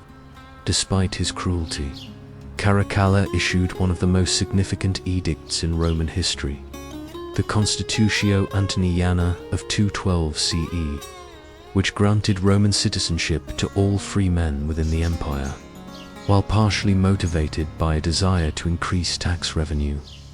This decree formalized Rome's evolution from a city-state into a universal empire, where citizenship was defined by law rather than by ethnic origin. Caracalla was assassinated while campaigning in the east. The Severan dynasty continued through a series of rulers connected by the remarkable women of the family, particularly Julia Maesa, sister-in-law of Septimius Severus, who engineered the rise of her grandsons Elagabalus and later Severus Alexander. Elagabalus scandalized Rome with his religious devotion to the Eastern sun god whose name he bore, attempting to make this cult supreme over traditional Roman worship. After 4 years, the Praetorians murdered him. His cousin, Severus Alexander, just 13 when he ascended the throne, ruled under the regency of his mother, Julia Mamaea. His 13-year reign attempted to restore good relations with the Senate and traditional values, but military challenges were mounting. A new Persian dynasty, the Sassanids, had replaced the Parthians and posed a greater threat in the east. Meanwhile, Germanic tribes increased pressure on the Rhine and Danube frontiers. When Severus Alexander negotiated with Germanic tribes rather than fighting them, his troops mutinied and proclaimed Maximinus Thrax, a giant former shepherd from Thrace, as Emperor. Maximinus represented a new type of emperor, a soldier of humble origins with little education or refinement who rose through military merit alone. Though an effective general, his harsh taxation to fund military campaigns made him deeply unpopular with civilians. The Senate, desperate to restore their influence, supported a revolt led by the elderly governor Gordian and his son in Africa. This dizzying sequence of emperors and usurpers inaugurated what historians call the crisis of the 3rd century. Over the next 5 decades, at least 26 men claimed the imperial title, most ruling for just a few years before meeting violent ends. The Roman world seemed to be unraveling as the imperial office became the prize in an endless, destructive military lottery. External threats compounded the internal chaos. The Emperor Decius and his son died fighting Goths at the Battle of Abritus in 251 CE, the first Roman emperor to fall in battle against foreign enemies. The Emperor Valerian suffered an even worse fate. He was captured alive by the Sassanid Persian king Shapur I and allegedly used as a human footstool before being skinned after death and stuffed as a trophy. With central authority collapsing, the empire began to fragment. In the west, a Gallic empire encompassing Gaul, Britain, and parts of Spain broke away under a succession of local rulers. In the east, the desert trading city of Palmyra under Queen Zenobia established control over provinces from Egypt to Asia Minor. Economic crisis accompanied this political disintegration, as the currency was repeatedly debased to pay the armies, triggering severe inflation. It seemed Rome's thousand-year story might be approaching its end. Yet even in this darkest hour, resilient structures and capable individuals emerged to pull the empire back from the brink. The turning point came with the accession of Claudius to Gothic. In his brief 2-year reign, he defeated Gothic invaders in the Balkans so decisively that he earned the title Gothicus. Though he died of plague, his work was continued by Aurelian, acclaimed by his troops following Claudius' death. Aurelian's 5-year reign earned him the title Restorer of the World Hestituto Orbis. He defeated the Palmyrene Empire, bringing Queen Zenobia to Rome in golden chains for his triumph. He then recovered the breakaway Gallic provinces, reunifying the empire. To protect Rome itself from barbarian raids, he built a massive new war circuit that still stands partially intact today. Aurelian's assassination, based on a false claim by a secretary, threatened to unravel his achievements. Several short-lived emperors followed before Diocletian, a cavalry commander of humble Dalmatian origin, was acclaimed emperor. Diocletian immediately executed Aper, a Latin word for boar, the Praetorian prefect who had murdered his predecessor, fulfilling a prophecy that he would become emperor after killing the boar. With Diocletian's accession, the crisis period finally ended. Though the empire had survived, it was profoundly transformed. The old Augustan Principate, with its careful balance of republican forms and imperial power, was gone. In its place stood a more overtly autocratic system, where the emperor was increasingly seen as a remote, sacred figure rather than a first among equals. Military needs now dominated all aspects of governance. The army had nearly doubled in size to face multiple frontier threats, consuming an ever larger share of the state's resources. Taxation had grown heavier and more systematic to support these forces. The distinction between Italy and the provinces had largely vanished as the entire empire shouldered similar burdens. Yet despite the trauma of the 3rd century crisis, important cultural developments continued. This period saw the rise of Neoplatonism through philosophers like Plotinus, whose mystical vision of reality would deeply influence later Christian thought. Christianity itself spread widely during these troubled decades, offering spiritual solace and community in uncertain times. The religion that had once been a persecuted minority was becoming a major force in Roman society. As the 3rd century closed, the empire that Diocletian inherited was wounded but not defeated. The late empire 284 CE, 2395 CE, as Diocletian stood victorious after claiming the purple. The Roman world lay exhausted from a half-century of crisis. Drawing lessons from this turmoil, the new emperor would reshape imperial governance more dramatically than anyone since Augustus. Born to a humble family in Dalmatia on the Adriatic coast, Diocletian had risen through military service without the benefit of aristocratic connections. This outsider's perspective perhaps allowed him to see more clearly the systemic problems facing Rome. The empire had grown too vast and complex for a single ruler to manage effectively. Military emergencies on one frontier often required the emperor's presence, just as crises erupted elsewhere. Recognizing this reality, Diocletian took the unprecedented step of appointing a co-emperor. He elevated his fellow officer Maximian to the rank of Augustus. assigning him responsibility for the western provinces while Diocletian focused on the east.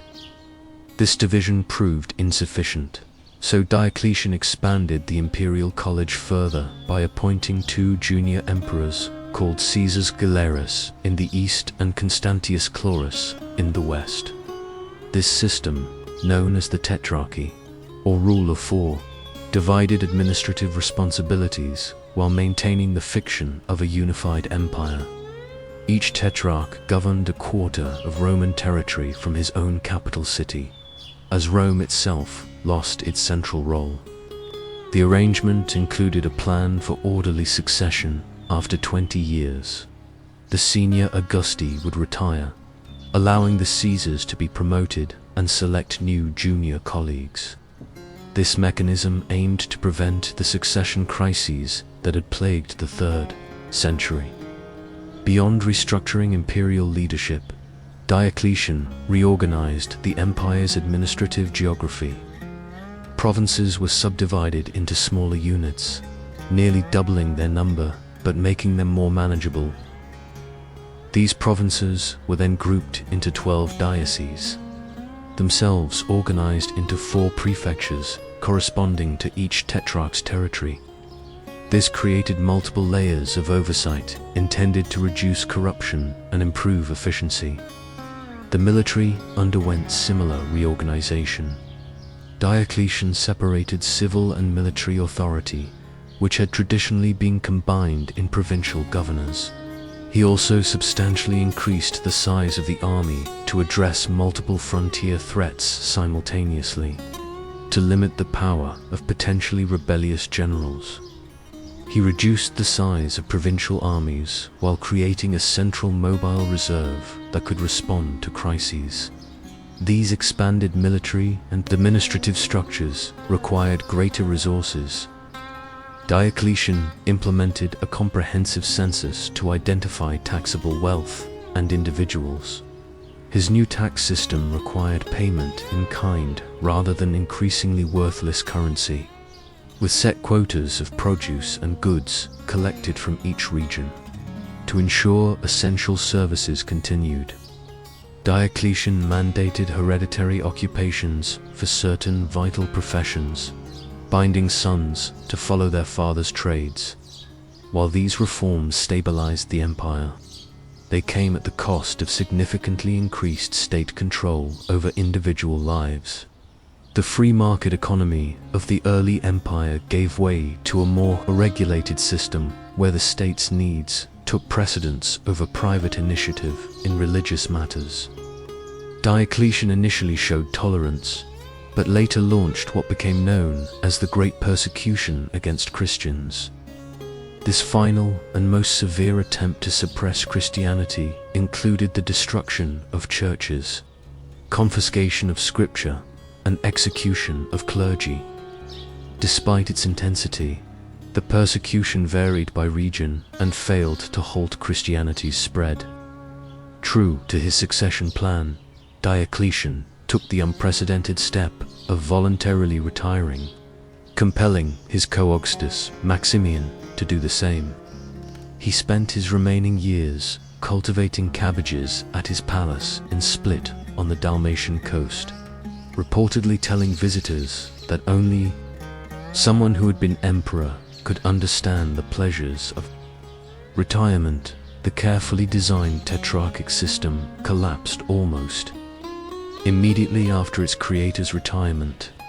The succession plans were undermined by dynastic sentiment as troops proclaimed Constantine, son of Constantius Chlorus, and Maxentus, son of Maximian, as emperors. The following years saw complex power struggles as various claimants fought for supremacy. Constantine emerged victorious from these conflicts. According to Christian tradition, before the crucial battle of the Milvian Bridge against Maxentus in 312 CE, Constantine saw a vision of a cross in the sky with the words in hoc signo, vinces, in this sign, you will conquer. Whether motivated by genuine conversion or political calculation, Constantine's embrace of Christianity would transform the Roman world. the Edict of Milan, issued jointly with his eastern colleague Licinius in 313 CE, formally ended the persecution of Christians and restored their confiscated property. Though not making Christianity the official state religion, the edict granted it legal status and imperial favor. Constantine later defeated Licinius to become the sole ruler of a reunited empire. Perhaps Constantine's most consequential decision was founding a new capital on the site of the Greek city of Byzantium. Dedicated as Constantinople in 330 CE, it occupied an unparalleled strategic position, controlling the strait between Europe and Asia. This new Christian city, free from Rome's pagan associations, would serve as the imperial capital for over 1,000 years. Constantine maintained many of Diocletian's administrative reforms while softening their harsher aspects. He created a new gold currency, the solidus, which maintained its value for centuries, bringing monetary stability after decades of inflation. After Constantine's death, the empire passed to his 3 surviving sons. Their reigns were marked by conflict and continuing religious tensions, particularly surrounding the Arian controversy about Christ's divine nature. The brief reign of Julian the Apostate, Constantine's nephew, marked the last serious attempt to restore traditional Roman religion. Raised as a Christian but secretly converting to paganism, Julian sought to revitalize classical culture and reduce Christian privileges during his 18-month rule. His death, fighting the Persians in 363 CE, ended this religious counter-revolution. The emperors who followed Julian maintained Christianity's favored position. Under Theodosius I, Christianity became the official state religion.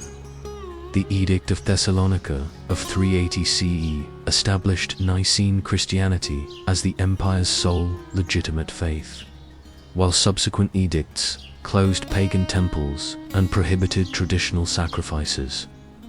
The millennium-old religious traditions that had sustained Rome since its founding were now officially abandoned.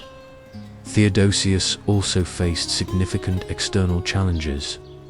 His predecessor Valens had suffered a catastrophic defeat at Adrianople in 378 CE against Gothic forces, with perhaps 2/3 of the eastern field army destroyed and Valens himself killed. This battle demonstrated the growing military threat posed by Germanic peoples seeking land within the empire. Rather than attempting to expel these Goths, Theodosius settled them within imperial territory as foederate-allied troops serving under their own leaders while acknowledging Roman sovereignty. This pragmatic solution provided needed manpower but increased the influence of semi-autonomous Germanic groups within Roman borders. The late Roman military relied increasingly on such allied contingents and recruited heavily among Germanic peoples for regular units as well. The stereotype of effete Romans hiring barbarians to fight their battles is oversimplified. Many Romans still served, and many barbarians were thoroughly Romanized. Nevertheless, the army's ethnic composition changed significantly from earlier centuries. Social and economic developments during this period reflected the empire's transformation. Christianity reshaped cultural values, emphasizing otherworldly salvation over classical civic virtues. The urban middle classes declined as imperial service and large agricultural estates dominated economic life. Cities shrank within defensive walls as their classical monuments were cannibalized for building material or converted to Christian use. Yet amid these changes, remarkable cultural achievements continued.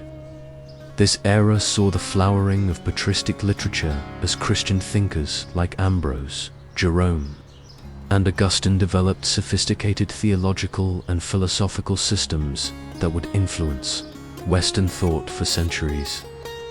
In law, The Theodosian Code compiled imperial legislation, creating a systematic legal reference that preserved Roman jurisprudence for future generations. Upon Theodosius' death in 395 CE, the empire was divided between his sons, Arcadius in the east and Honorius in the west. Though theoretically temporary, this division would prove permanent. While the eastern and western courts maintained the fiction of a unified empire, they increasingly pursued separate interests and faced different challenges. The eastern half, wealthier and better protected geographically, would endure for another 1,000 years as what modern historians call the Byzantine Empire, though its citizens continued to call themselves Romans. The western half faced existential challenges that would lead to its collapse within a single lifetime. The fall of the Western Empire 395 CE to 476 CE as the 5th century dawned. The Roman world stood divided between the sons of Theodosius. While technically ruling a single empire, Arcadius in Constantinople and Honorius in Milan presided over increasingly separate realms. Both young emperors relied heavily on powerful advisors, sparking court intrigues that would weaken imperial authority at precisely the moment when Rome faced its greatest external challenge. The catalyst for the coming crisis was the arrival of the Huns from the Eurasian steppes. Their westward migration pushed Germanic peoples against and ultimately across the Roman frontiers in unprecedented numbers. The most immediate threat came from the Goths, who, after the death of their leader, united under an ambitious new king named Alaric. Alaric's Goths settled within the empire as foederati since their victory at Adrianople felt mistreated by imperial authorities.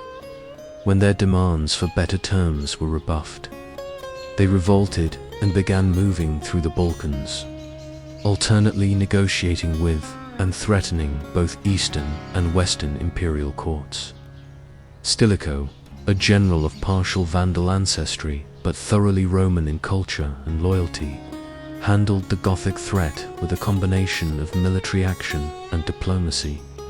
However, his efforts were undermined by suspicion from both imperial courts, each fearing he sought to control the entire empire. After Stilicho's execution on charges of treason in 408 CE, the Western Empire lost its most capable defender. With Stilicho gone, Alaric saw his opportunity. He invaded Italy and accomplished what had not happened in 8 centuries: the sack of Rome itself in 410 CE, though the Goths remained in the city for only 3 days, and the damage was relatively contained. The psychological impact on the Roman world was immense. The Christian writer Jerome, writing in Bethlehem, lamented that the bright light of all the world was put out, and the whole world perished in one city. After Alaric's death, shortly after the sack, the Goths moved into Gaul and eventually settled in Aquitaine as Roman Meanwhile, other Germanic peoples had crossed the frozen Rhine in 406 CE, pouring into Gaul and eventually Spain. These included Vandals, Suvers, and Alans, who established their own territories within nominally Roman provinces. The Western imperial government, now based in Ravenna, for better security than Rome, struggled to respond to these multiple incursions. Increasingly, real power rested with the Magesta Militum, or Master of Soldiers, the supreme military commander, rather than the emperor himself. For nearly 2 decades, that position was held by Flavius Itius, sometimes called the last of the Romans. While Itius worked to maintain what remained of Roman authority in Gaul, a new threat emerged in North Africa. The Vandals, under their king Gazaric, crossed from Spain to Africa in 429 CE, conquering the wealthy provinces that had long supplied Rome with grain. By seizing Carthage, they established a powerful kingdom and built a fleet that would dominate the western Mediterranean. As these settlements of Germanic peoples were unfolding within the empire, the Western Empire faced its most fearsome opponent, Attila the Hun. Having already ravaged the eastern provinces, Attila turned westward. Invading Gaul in 451 CE, Aetius cobbled together a coalition of Roman forces and Germanic federates, including Visigoths, that confronted the Hunnic army at the Battle of the Catalaunian Plains. This desperate defense halted Attila's advance in Gaul. The following year, Attila invaded Italy. Rome seemed doomed until an embassy led by Pope Leo I somehow persuaded the Hun to withdraw. Attila's death shortly after this campaign and the subsequent collapse of Hunnic power gave Rome a brief respite. That same year, however, court intrigue led to the murder of Aetius on the orders of Emperor Valentinian III. The emperor himself was assassinated by Aetius's supporters months later, ending the Theodosian dynasty in the west. What followed was a rapid succession of short-lived emperors, many mere puppets of powerful military commanders. Majorian, who ruled for just a few years, represented the last serious attempt to restore Roman power in the West. His efforts to rebuild the military and recover North Africa from the Vandals ended with his defeat and execution. After Western emperors controlled little beyond Italy itself, with various Germanic kingdoms establishing effective independence in former provinces. By the later decades of the 5th century, the Western emperors had become irrelevant to most of the former provinces. Real power in Italy rested with the military commander Ricimer, and after his death, with his successors, until the German officer Odoacer seized control. In a pragmatic solution, Odoacer deposed the teenage emperor Romulus Augustulus in 476 CE, ending the charade of imperial rule in the West. Odoacer sent the imperial regalia to Emperor Zeno in Constantinople, signaling that a separate Western emperor was unnecessary. He requested and received the title of patrician, governing Italy nominally as Zeno's viceroy, but effectively as an independent king. Romulus, still a teenager, was permitted to retire to a country estate with a generous pensionen, unexpectedly merciful end for a deposed ruler. This moment is traditionally marked as the fall of Rome, or, more accurately, the end of the Western Roman Empire. Yet for people living through these events, there was no dramatic collapse. Many of the structures of Roman life continued under new management. Germanic kings issued laws based on Roman models, maintained a form of tax system, and often employed Roman administrators. Several factors contributed to the Western Empire's failure to withstand the pressures that its eastern counterparts successfully navigated. The West faced more exposed land frontiers and more frequent invasions. Its economy had been less urbanized and more agrarian than the East's. Even in better times, the wealthy provinces of North Africa and parts of Gaul that had sustained Western finances were lost to Vandals and Visigoths, creating a spiral of declining resources.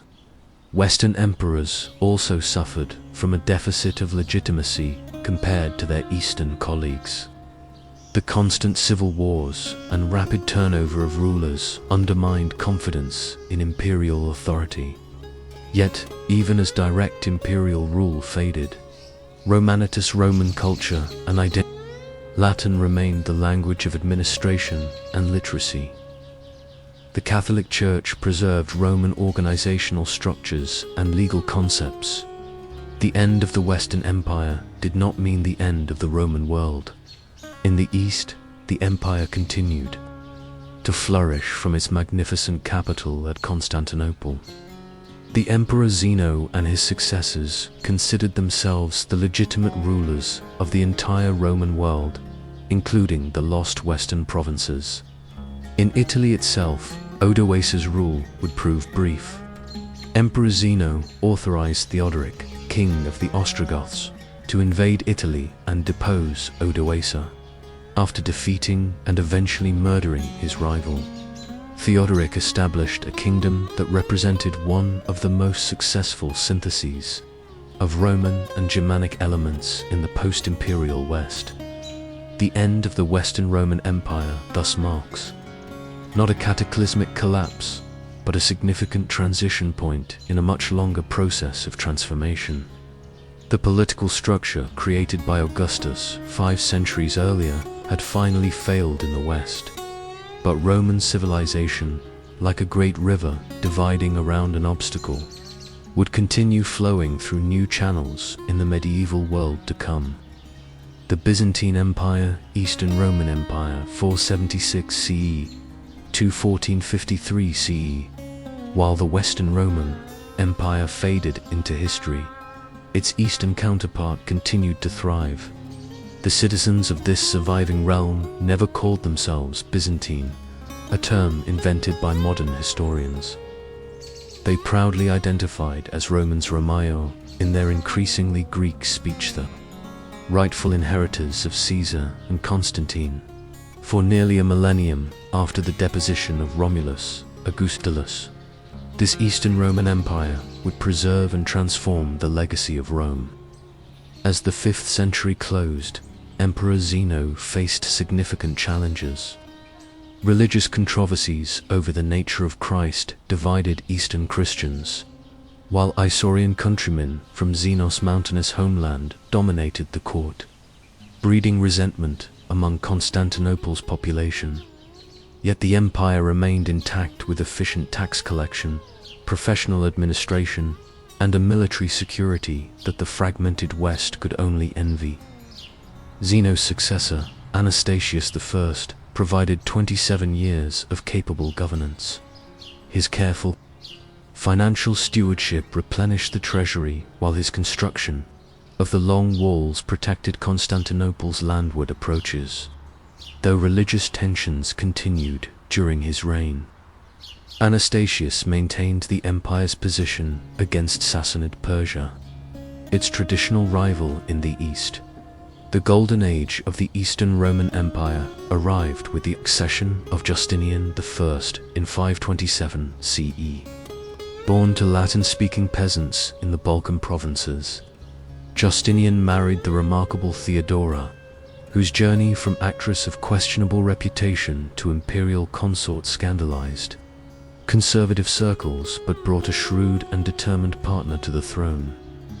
Justinian's ambition was nothing less than the restoration of imperial unity. He dispatched his brilliant general Belisarius to recover North Africa from the Vandals.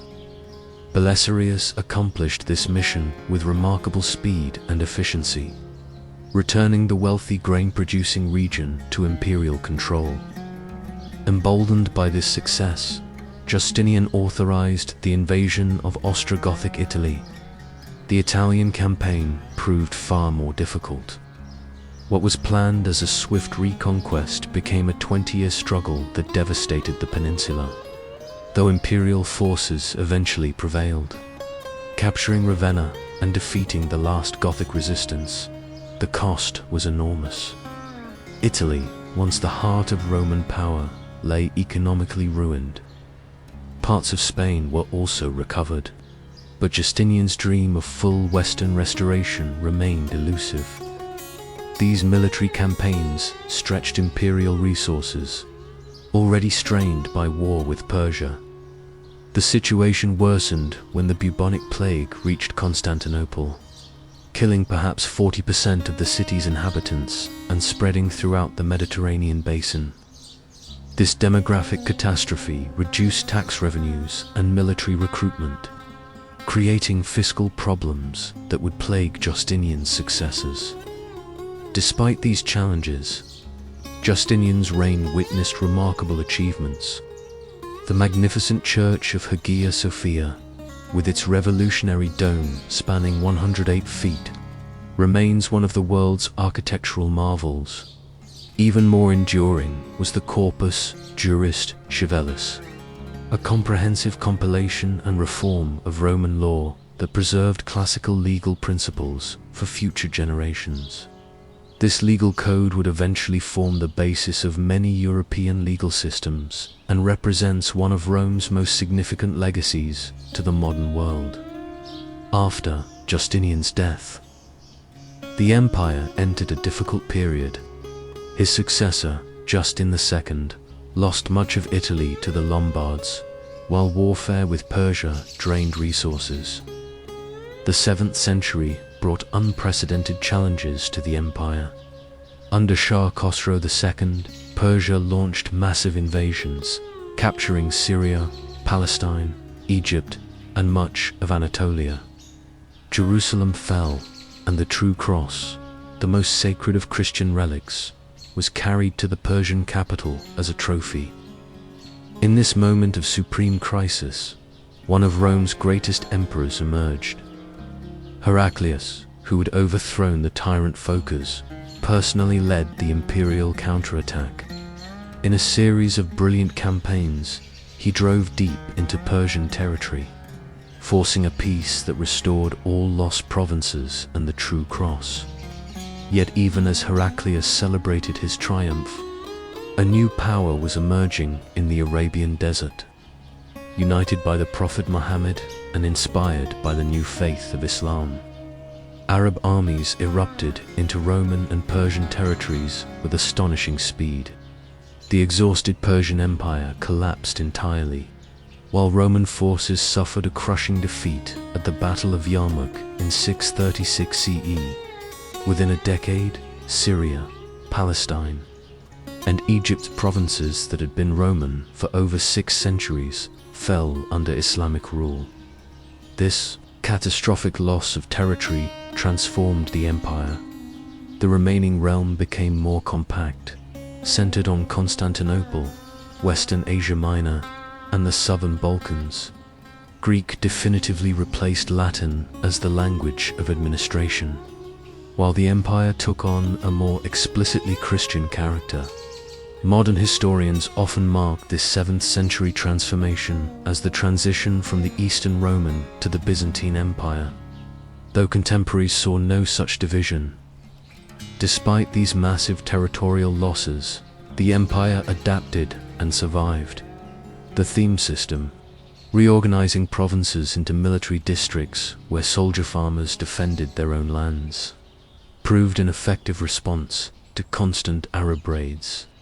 Greek fire, a mysterious incendiary weapon that could burn even on water, gave imperial fleets a crucial advantage in defending Constantinople. When Arab forces besieged Constantinople itself on 2 separate occasions, the formidable defenses held firm. The 8th and early 9th centuries brought controversies over religious imagery known as the iconoclastic period. Emperors from Leo III to Theophilus banned the veneration of icons, viewing them as dangerously close to idol worship. This policy divided society and strained relations with Rome and other Western Christians who continued to use sacred images. The restoration of icons healed these divisions and ushered in a period of cultural and intellectual revival. Under the Macedonian dynasty, founded by Basil I, the empire regained its strength. Agricultural production increased, cities revived, and military fortunes improved. Emperors like Nicephorus Phocas and John I Tzimiskes recaptured territories in Syria, while Basil II earned the sobriquet Bulgar Slayer for his ruthless campaigns that brought all the Balkans under imperial rule. This resurgent Rome, albeit Greek in language and culture, represented the most powerful, wealthy, and sophisticated society in the Christian world. Constantinople, with perhaps 500,000 inhabitants, dwarfed the modest towns of Western Europe. Yet beneath this golden facade, structural weaknesses were developing.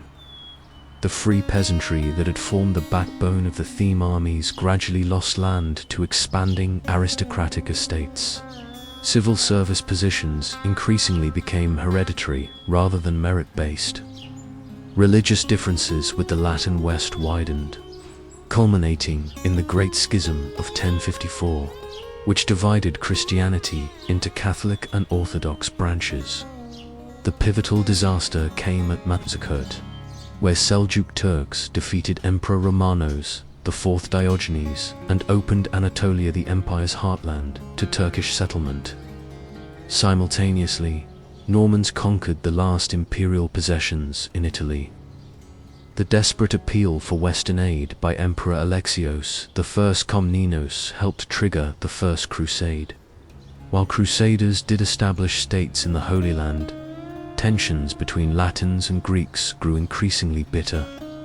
The Fourth Crusade infamously diverted to Constantinople itself in 1204, sacking the greatest Christian city in the world and establishing a short-lived Latin empire on its ruins. Though imperial forces recaptured Constantinople under Michael VIII Palaeologos, the restored empire was but a shadow of its former self. Italian merchant republics dominated its economy, while Serbian and Bulgarian states carved away Balkan territories. Most importantly, Turkish Amorites controlled most of Anatolia, with the aggressive Ottoman state emerging as the greatest threat. The Ottoman Turks crossed into Europe, gradually encircling Constantinople. Despite desperate diplomatic efforts to secure Western aid, support proved minimal. Emperor Constantine XI faced the massive Ottoman army of Sultan Mehmed II with only a few thousand defenders when the final siege began in April 1453. For 7 weeks, the ancient walls of Constantinople withstood Ottoman cannon fire. On May 29, 1453, the final assault broke through. Constantine XI reportedly threw off his imperial regalia and died fighting alongside his soldiers as the city fell. Mehmed rode to Hagia Sophia, which became a mosque that same day.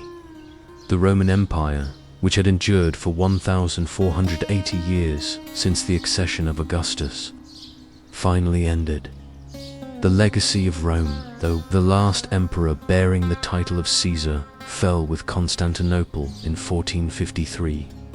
Rome's influence echoes through the centuries to our present day. Let us reflect on the enduring legacy of this remarkable civilization. Perhaps Rome's most significant contribution lies in the realm of law and governance. The Romans developed a sophisticated legal system that moved beyond the limited scope of earlier codes to address the complex needs of a diverse, cosmopolitan society.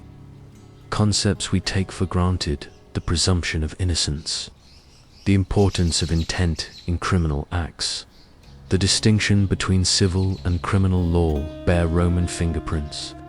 Justinian's great legal compilation, the Corpus Juris Civilis, preserved these principles through the medieval period and into the modern era.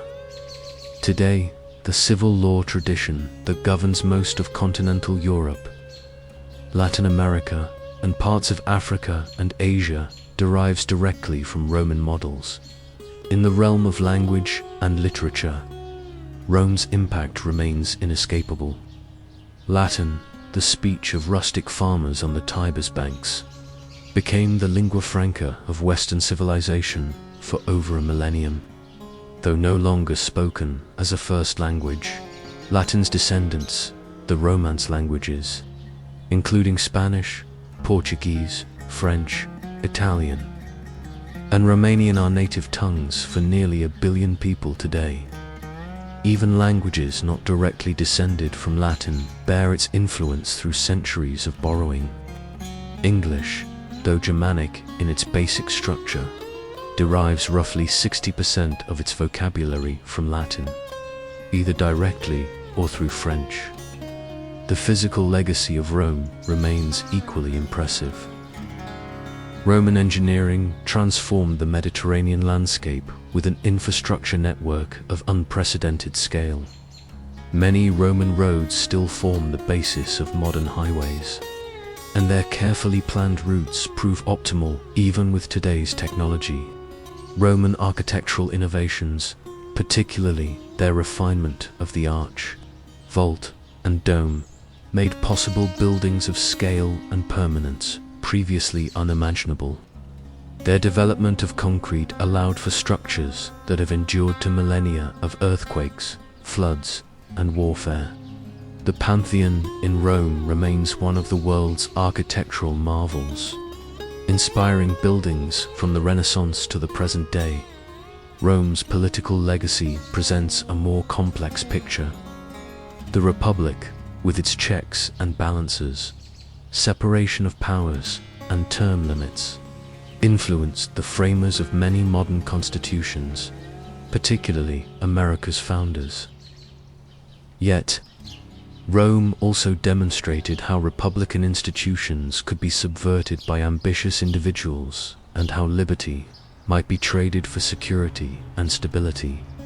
The imperial system that replaced the republic similarly offered both positive and negative lessons for later generations. At its best, the Roman Empire provided good governance, security, and prosperity to diverse populations across 3 continents. At its worst, it demonstrated the dangers of autocracy and the corruption of absolute power. Christianity, the world's largest religion, owes its global spread to the Roman context in which it developed. Early Christians utilized Roman roads, ships, and urban networks to disseminate their message. After Constantine's conversion, the imperial administrative framework provided a template for ecclesiastical organization.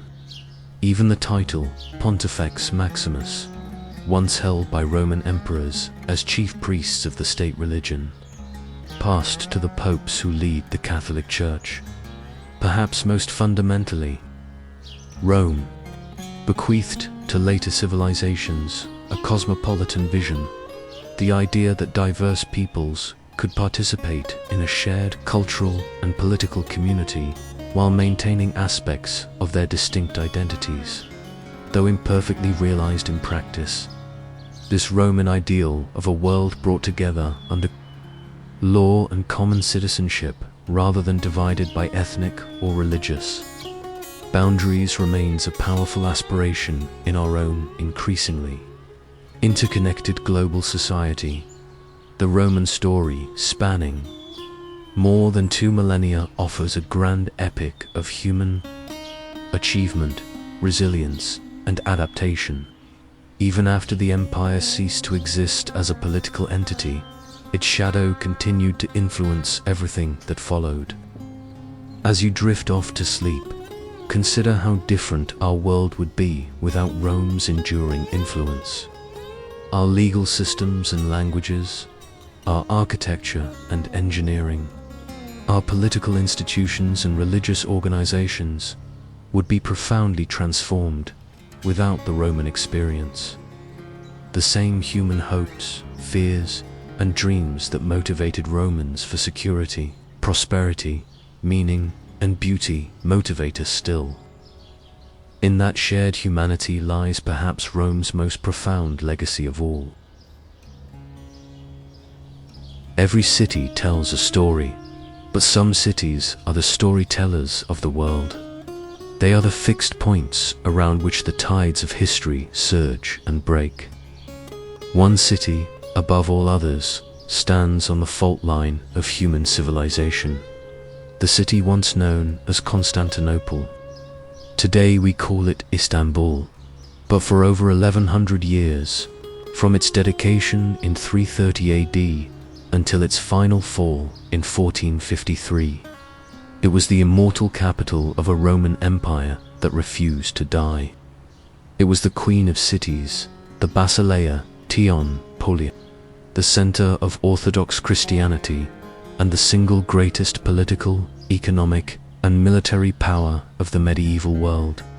For 1,000 years, when Europe was in the dark, Constantinople was a Bacana fortress of culture, a glittering treasury of wealth, and the custodian of classical learning. To understand its history is to understand the course of Western, Eastern, and Islamic civilization itself. Constantinople's existence, its astonishing longevity, was defined by a single, priceless asset: its geography. It was no accident of history, but an inevitable consequence of geography. The city occupies the prime real estate of the ancient world. It lies directly on the dividing line between Europe and Asia, controlling the narrow strait that connects the Black Sea to the Mediterranean. Imagine standing on the ancient Acropolis, looking out. You are at the crossroads of 3 continents. To the north, you see the protected deepwater harbor known as the Golden Horn Natural, defensible bay about 4 miles long. It was the heart of the city's commerce, a maritime marketplace where ships from Russia, Scandinavia, India, and China would unload their cargo. Its depth and shape made it an ideal naval base, easily secured by a massive chain drawn across its mouth, turning the harbor into an impenetrable safe haven for the imperial fleet to the east and south. The Bosporus and the Sea of Marmara offered protection with their fierce, unpredictable currents and strong winds, which often scattered any hostile fleet attempting a direct assault. The currents were, in effect, a second defense line, and on the crucial western side, where the city met the European mainland, would rise the most formidable land defenses ever constructed in the ancient and medieval world: the Theodosian Walls. This strategic position meant the city controlled a vital choke point for trade, especially the lucrative traffic of grain from the Black Sea. Gold flowed in with every passing ship, making Constantinople the world's most desired prize, a prize worth more than any other on earth. The city's earliest roots trace back to the modest Greek colony of Byzantium.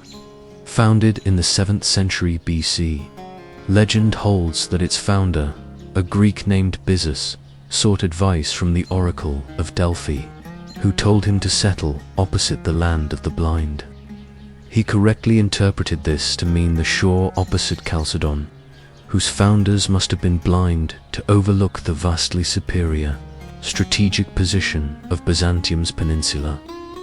But the true destiny of this humble port began in the early 4th century AD. The man who saw its potential was the most powerful figure in the world: Constantine the Great. The Roman Empire was in chaos. Known as the crisis of the 3rd century, it was a period marked by civil war, economic collapse, and external invasion. By the time Constantine took sole control in 324 AD, he needed a fresh start, a new heart for a new, unified Roman world. The old capital, Rome, was geographically isolated, culturally steeped in paganism, and too distant from the empire's main threats along the Danube and the Euphrates rivers. Constantine had to shift the empire's center of gravity eastward. He was the first emperor to embrace Christianity, which he did formally after his legendary victory at the Milvian Bridge. He needed a Christian city untainted by Rome's ancient temples and cults. Byzantium was perfectly situated to deploy troops, administer law, command the wealth of the East, and, crucially, to stand as a symbol of the new Christian era, in a move that shattered 1,000 years of Roman tradition. Constantine gathered a massive workforce and began to transform the modest port into a true capital, a new Rome, or Nova Roma.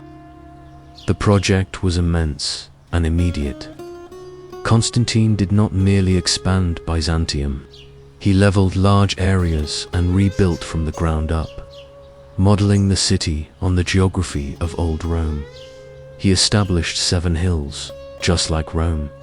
He built a great forum, the Forum of Constantine, surrounded by a double colonnade.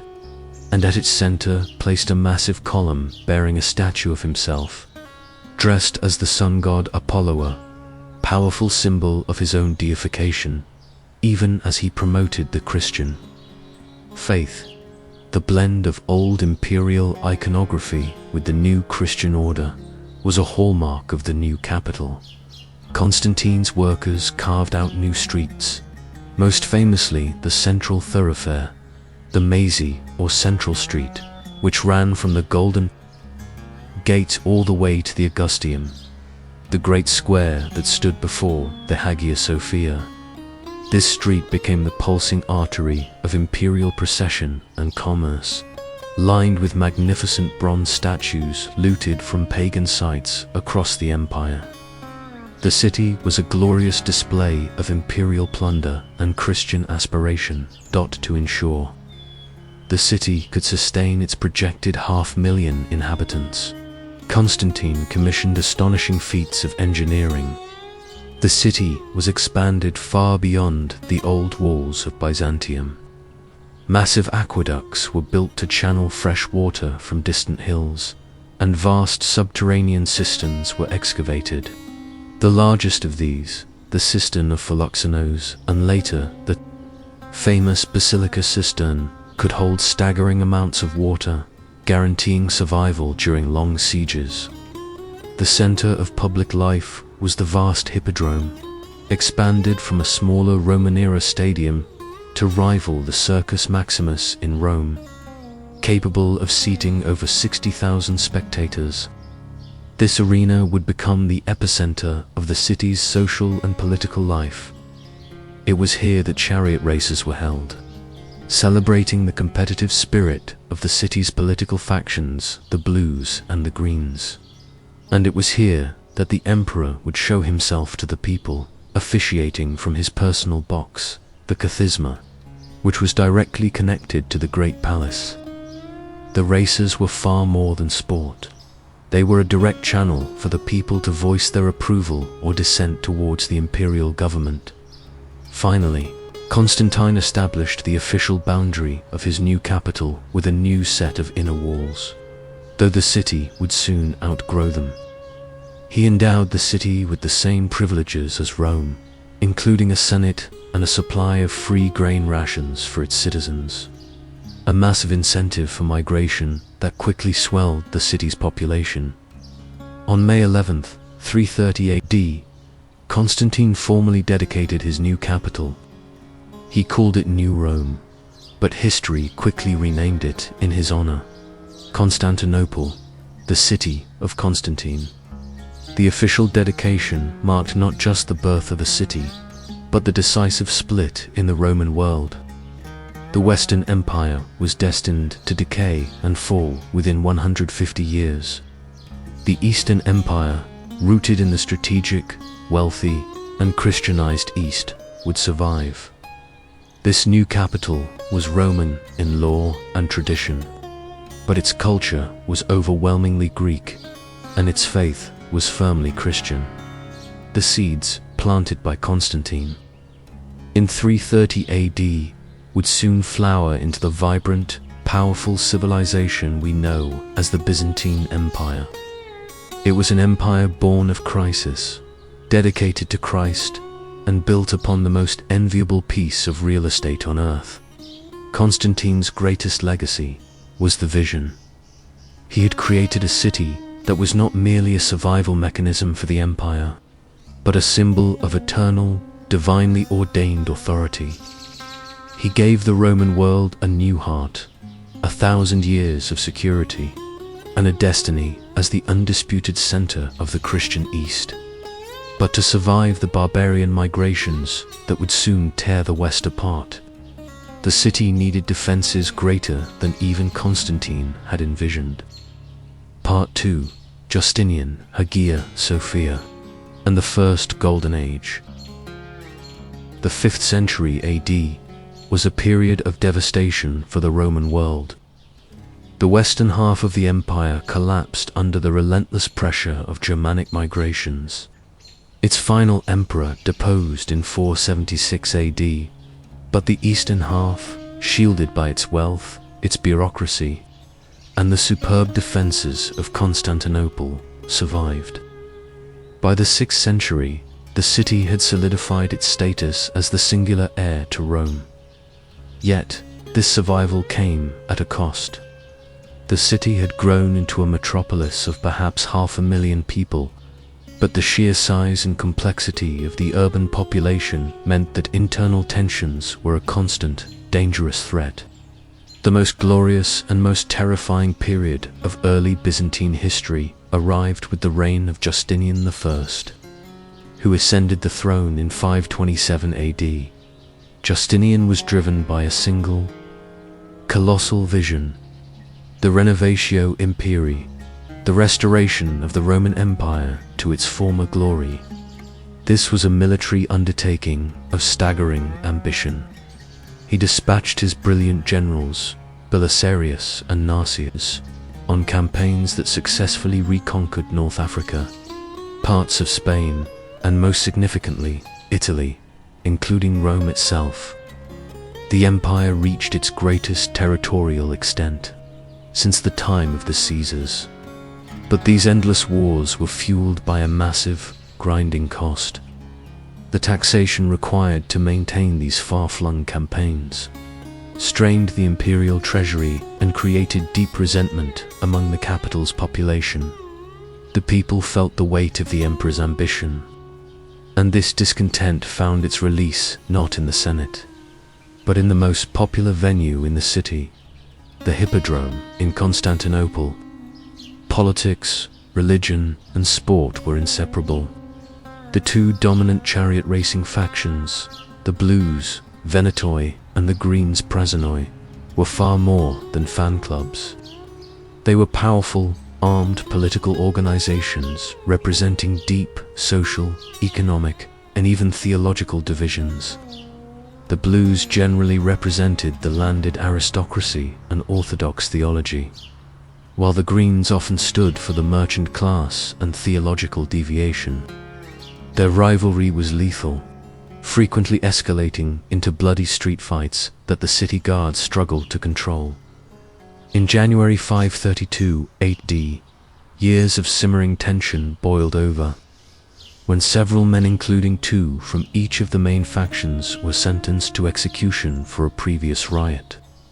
The two groups, normally mortal enemies, found a common cause against the emperor's unpopular officials. On January 13th, during a day of scheduled races, the factions united under the single, powerful rallying cry of Nik, which means conquer. The unity of the city's mob, an event unheard of, instantly escalated the conflict from a riot to a full-scale insurrection. They demanded the dismissal of Justinian's 2 most hated officials, the Praetorian prefect and the quaestor. Justinian, stubborn and authoritarian, refused to yield to the mob. The riots raged for 5 days, turning Constantinople into an inferno. The rioters set fire to the city, destroying the Senate House, the baths of Zeuxippus, and even the original Great Church, a predecessor to the Hagia Sophia.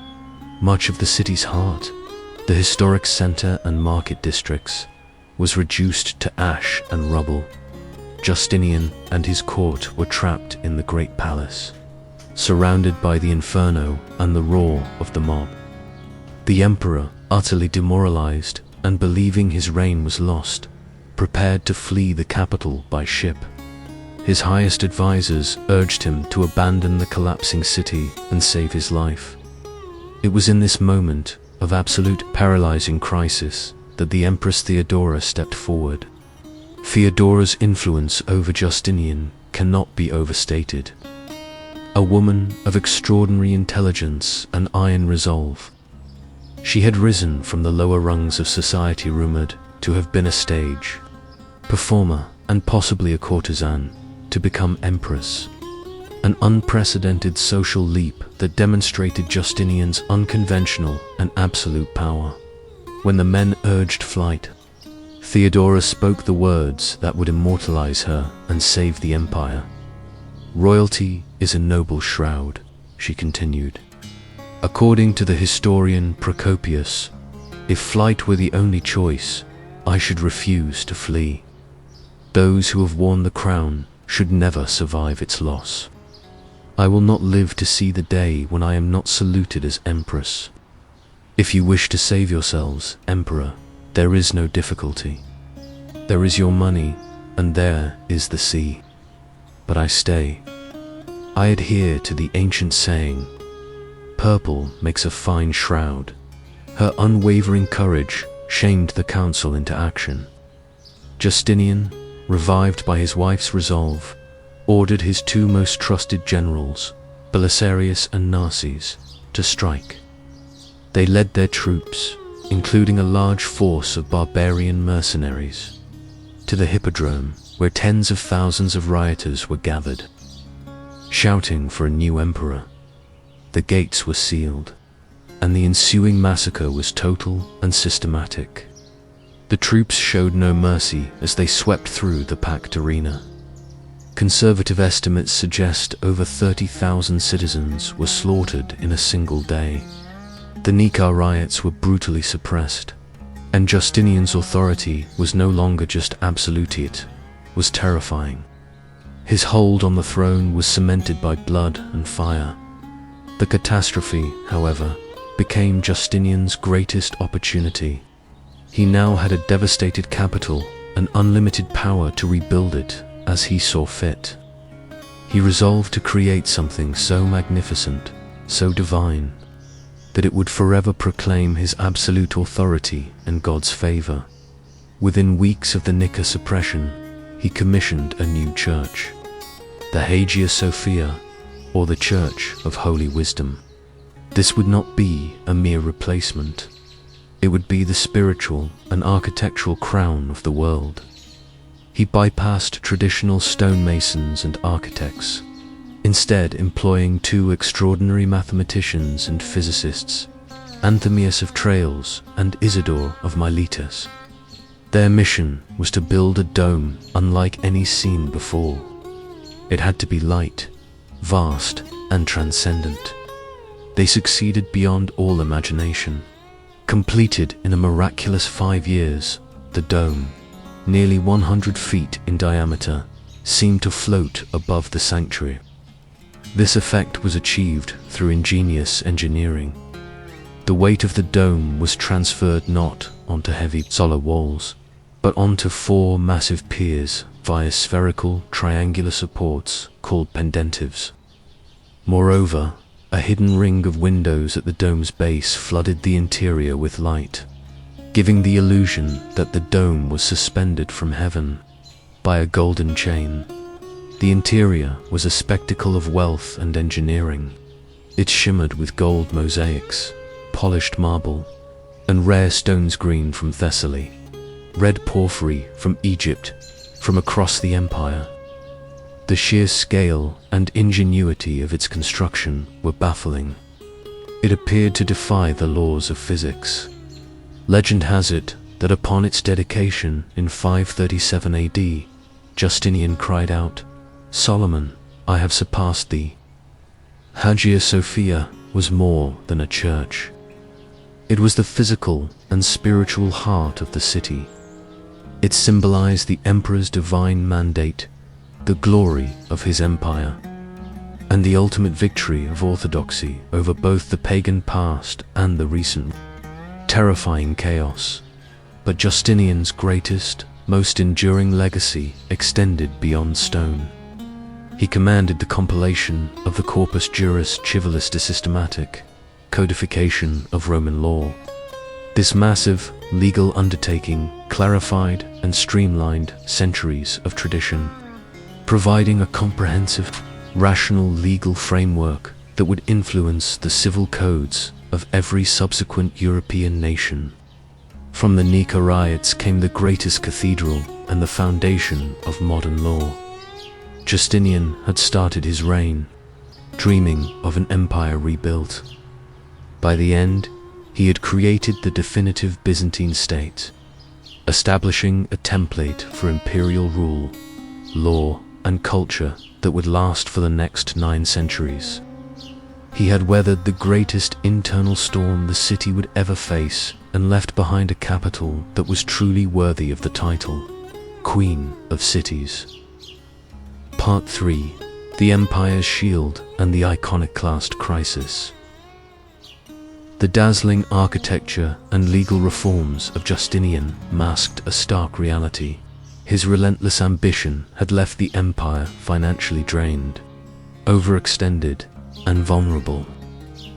Following his death in 565 AD, Constantinople entered a grim era of contraction and desperate survival. The true test of the city's strategic genius and resilience was about to begin. In the 7th century, the Byzantine world was rocked by a seismic shift in power. From the Arabian Peninsula, a new, unified, and expansionist force exploded onto the world stage.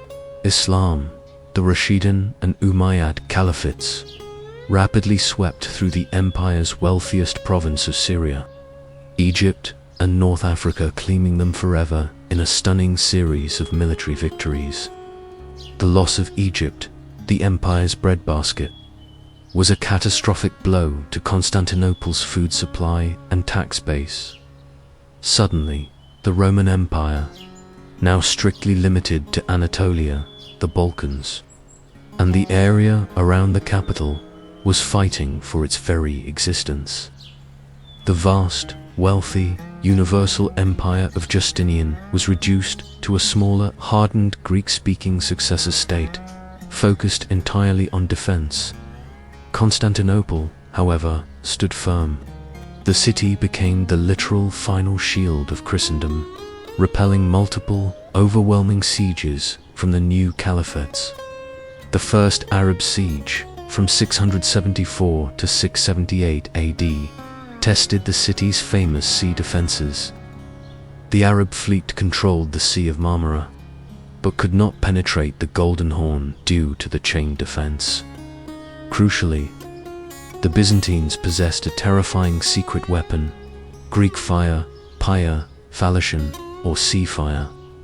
The exact chemical composition of this substance remains a mystery to this day, but it was a sticky, petroleum-based incendiary, precursor to napalm that could be sprayed from pressurized siphons mounted on Byzantine warships. It possessed the terrifying property of being able to burn fiercely on water. The sight and effect were devastatingly demoralizing to the attackers.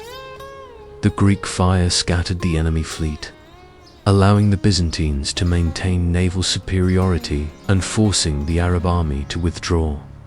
The Second Arab Siege, from 717 to 718 AD, was even more perilous. An enormous combined Ottoman force of perhaps over 100,000 men and a vast fleet besieged the city for a full year. The Byzantines, led by Emperor Leo III, the Isaurian, executed a masterful defense. They fortified the walls, stockpiled supplies, and unleashed Greek fire on the attacking fleet. A crippling winter and successful Byzantine diplomatic efforts to rally allies ultimately starved the invaders. The Caliphate's grand army was utterly routed. Had Constantinople fallen then, the Umayyad Caliphate would have gained a direct, wealthy springboard into Eastern Europe. The cultural development and religious trajectory of the continent would have been irrevocably altered. The survival of the city in these two sieges secured the existence of Christianity in Eastern Europe and confirmed Constantinople as the guardian of civilization against the tide of foreign invasion. Yet, the strain of this existential, constant warfare bred profound social and religious upheaval within the city. This manifested in the great theological and political struggle known as the Iconoclast controversy, meaning image breaking, erupted in 726 AD, when Emperor Leo III decreed that the veneration of religious icons, paintings, mosaics, and statues of Christ, the Virgin Mary, and the saints was idolatry. He believed that the military disasters the empire had suffered, including the loss of vast territory to the Muslims, were divine punishment for the sin of idol worship. He saw the adoration of icons as a lapse into paganism and a distraction from the true spirit of Christianity. Furthermore, he may have been influenced by the Islamic emphasis on the prohibition of representational art. This was not a minor theological quibble.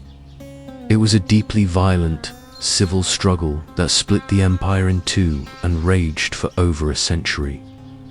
The emperors and the military, particularly in the empire's eastern provinces, often supported iconoclasm, fearing the images were becoming idols.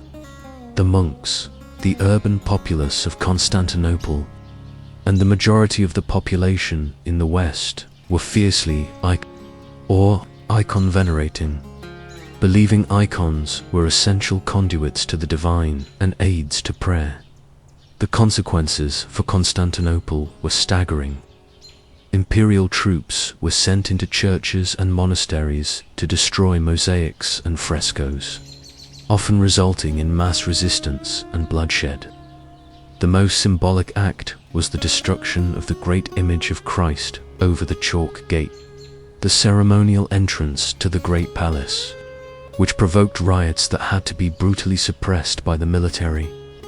The controversy was marked by two distinct periods, the first ending in 787 AD and the second beginning in 814 AD. During this time, priceless art was destroyed, religious persecution was rampant, and the political authority of the emperor was openly challenged by the powerful monastic orders, who became the chief defenders of the icons. The long struggle was finally ended in 843 AD by a woman, the Empress Theodora, not to be confused with Justinian's wife. Ruling as regent for her young son, she formally restored the veneration of icons. This event, celebrated ever since as the triumph of orthodoxy, decisively cemented the Eastern Orthodox Church's distinct theological path. It also completed the isolation of the Byzantine East from the Roman Catholic West, which had largely opposed the iconoclast emperors. The restoration of the icons coincided with a period of political stabilization and military revival. Constantinople entered a new era of unprecedented cultural flourishing known as the Macedonian Renaissance 9th to 11th centuries. The city's power reasserted itself across the trade routes. The Byzantine gold coin, the nomisma, became the stable currency of international trade. Recognized from England to India, the city's scholars, working in the vast imperial library and the University of Constantinople, preserved and copied the works of Plato, Aristotle, Euclid, and the great scientists of antiquity. While Western Europe struggled in its early medieval period, the Byzantines maintained a living link to classical learning. Furthermore, Constantinople became the missionary center of Eastern Europe. Emperors dispatched figures like Cyril and Methodius to evangelize the Slavic tribes. Their work led to the creation of the Cyrillic alphabet and the conversion of key nations like the Bulgarians and the Rus of Kiev, early Russia. This spiritual and cultural expansion cemented Constantinople's role as the cultural and religious mother of Eastern Europe, binding vast swathes of the continent to the city's imperial and ecclesiastical authority by the 11th century. Constantinople stood as a city of over 500,000, rich, secure, and seemingly eternal. Its walls had held, its faith was confirmed, and its cultural reach was vast. It was the undisputed financial and spiritual capital of the medieval world, an impervious giant whose wealth and longevity stirred not just admiration, but deep jealousy and antagonism from the emerging powers of the Latin West. The greatest threat to the city would soon come not from its traditional foes in the East, but from its fellow Christians. Part 4. The ultimate betrayal, the sack of the Fourth Crusade. The Macedonian Renaissance had stabilized the Byzantine Empire, but by the late 11th century, a new danger emerged in Anatolia: the Seljuk Turks. After the devastating defeat at the Battle of Manzikert in 1071, the empire lost control of most of its resource-rich heartland in Asia Minor. Desperate, the emperors looked westward, appealing to the Pope and the rising military powers of Latin Europe for mercenary aid. They received the Crusades. The arrival of the First Crusade in 1096 immediately created a toxic atmosphere in Constantinople. The Byzantines, educated and sophisticated, viewed the thousands of Western knights and pilgrims as uncouth, armed barbarians, greedy, unruly, and unreliable. The Crusaders, for their part, saw the Byzantines as decadent, deceitful Greeks who were hoarding wealth and failing to prosecute the Holy War aggressively enough. This antagonism was fueled by the deep religious chasm, the Great Schism of 1054, which had formally split the Christian world into the Roman Catholic West and the Eastern Orthodox East. The schism made betrayal spiritually justifiable for both sides. By the 13th century, this mutual suspicion set the stage for one of history's most infamous misadventures, the Fourth Crusade.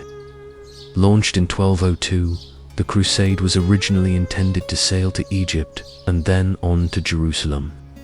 However, this vast, land-based army lacked ships and money. They struck a ruinous bargain with the greatest naval and commercial power in the West, the city-state of Venice. The Venetians, led by their shrewd and ancient doge, Enrico Dandolo, agreed to transport the army for the astronomical sum of 85,000 silver marks. When the Crusaders arrived in Venice, they found they could not raise the full payment. Dandolo, a man who harbored deep commercial and political resentment against Constantinople, saw his opportunity. He leveraged their debt by convincing the massive army to first attack the Christian city of Zara, a rival port city on the Adriatic coast that had fallen under the protection of the Catholic King of Hungary. The Crusaders attacked and sacked the city of Zara in November 1202. This was a shocking violation of the Crusaders' oath, an attack on a fellow Christian city, and it earned the entire expedition the Pope's immediate condemnation and excommunication. The crusade was now irrevocably off course, morally and geographically compromised, and now firmly under Venetian influence. The final, fatal turning point came when a displaced Byzantine prince, Alexios Angelos, arrived in the Crusader camp. He saw the massive army as his ticket to the throne. Alexios promised the Crusaders unimaginable wealth, 200,000 silver marks, military aid to the Holy Land, and the formal submission of the Orthodox Church to Rome, if they would simply restore him to power in Constantinople. The Crusader leaders, desperate for funds and glory, convinced themselves this was God's will. They turned their magnificent armada toward the Queen of Cities, the approach of the fleet. In July 1203 was a terrifying sight. The citizens of Constantinople could not comprehend why a supposed Christian army was at their gates. Emperor Alexios III, a weak and corrupt ruler, was unprepared. After a brief siege, the Crusaders successfully breached the harbor defenses. Alexios III fled, and the prince was restored as Emperor Alexios IV. But Alexios's promises proved to be empty. The imperial treasury, drained by years of mismanagement and civil strife, was bankrupt. He began a desperate effort to raise the money, seizing church plate. melting down gold and silver icons, and even destroying precious imperial artifacts. Still, he could not pay the massive debt he had incurred to the Crusaders. As the Crusaders waited outside the city, demanding payment, the citizens of Constantinople revolted. They hated the Crusaders, they resented the financial demands, and they were furious at Alexios IV's subservience to the Latins.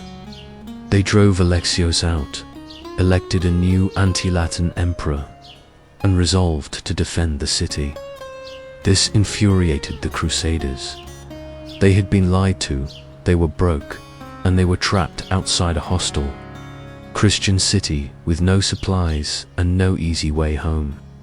They cast aside any remaining pretense of religious piety. They resolved to take the city by force and pay themselves in plunder, proclaiming that the Greeks, having resisted the true faith, were schismatics deserving of punishment. The final siege began in earnest in April 1204. 4 days. The attackers were repelled by the desperate defenders, but the Venetian skill proved decisive. Using their specialized siege towers and ladders, the Venetians lashed their ships to the sea walls along the Golden Horn. On April 12th, the defenders' line broke. A small number of crusaders found a way through, setting fire to the city to secure their foothold, spreading panic among the populace. What followed was a horrifying rampage, one of the most devastating betrayals in history. The Latin Crusaders, sworn to fight for Christ, sacked the greatest Christian city in the world with a savagery usually reserved for non-believers. The destruction was systemic and focused on wealth. They looted the city's vast treasuries and private homes. They melted down gold and silver icons, destroying countless pieces of religious art that had survived the iconoclast period. Monasteries and libraries, the custodians of classical thought, were ravaged. The ultimate act of sacrilege was the desecration of the Hagia Sophia itself. The Crusaders burst into the sanctuary, smashing the immense silver iconostasis, tearing down the silk hangings, and destroying the altar. The final, shocking insult came when a common prostitute was reportedly placed on the Patriarch's throne, singing bawdy French songs to mock the Orthodox clergy. The economic and cultural cost of the sack of 1204 was incalculable.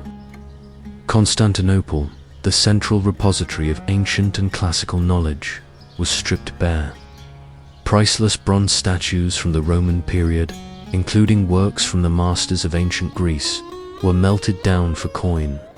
The 4 famous bronze horses, which once decorated the emperor's box overlooking the hippodrome, were stolen and shipped back to Venice, where they still stand today above St. Mark's Basilica. The Crusaders carved up the empire and established the deeply unpopular Latin Empire, with a Flemish nobleman crowned as the new emperor. The sack of 1204 did not just steal the city's wealth, it murdered its soul and broke its military capabilities forever. While the Byzantines managed to reconquer their capital under the Palaiologos dynasty in 1261, the city was a shell, its population decimated, its economy dependent on foreign powers, and its magnificent defenses crumbling. The betrayal left an open, festering wound between the Greek East and Latin West that would never truly heal, ensuring that when the city faced its final, true enemy, no reliable help would be forthcoming.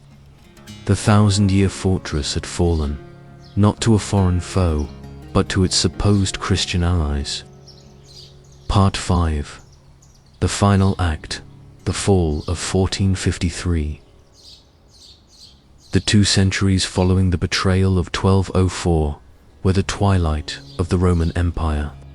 The restored Byzantine state under the Palaiologos dynasty was a ghost of its former self, a small, regional power with a magnificent but decaying capital. The city of Constantinople was now a symbol more than a power. Its vast walls enclosing a dwindling population and large tracts of farmland and ruins. The emperors, desperate for military and financial aid, repeatedly looked west, offering to heal the Great Schism and unite the churches under the Pope. But to the average Greek citizen, the memory of the Crusader sack was still fresh. They famously preferred to see the Sultan's turban in the city than the cardinal's hat. The long, slow decline was about to be concluded swiftly and violently. The empire was surrounded by the rapidly expanding Ottoman Turks, who had already conquered much of the Balkans and Asia Minor by the 15th century. The Byzantine Empire consisted only of Constantinople itself and a small coastal principality in Greece. The end was a certainty. The only question was when and by whom. The answer arrived in 1451 with the ascension of a new Ottoman Sultan, Mehmed II, barely 21 years old. Mehmed was a figure of profound historical importance, a man whose ambition was matched only by his formidable intellect. He was a polymath who spoke several languages, a scholar of both Islamic and classical history, and a ruthless military pragmatist. But above all, he possessed a singular, unwavering obsession: Constantinople. For the Ottomans, control of the city was not just about territory. It was about legitimacy. To claim the city of Constantine was to claim the universal empire that it spanned, east and west. Mehmed intended to be the Caesar of Rome, the final Roman emperor, and the supreme ruler of the known world.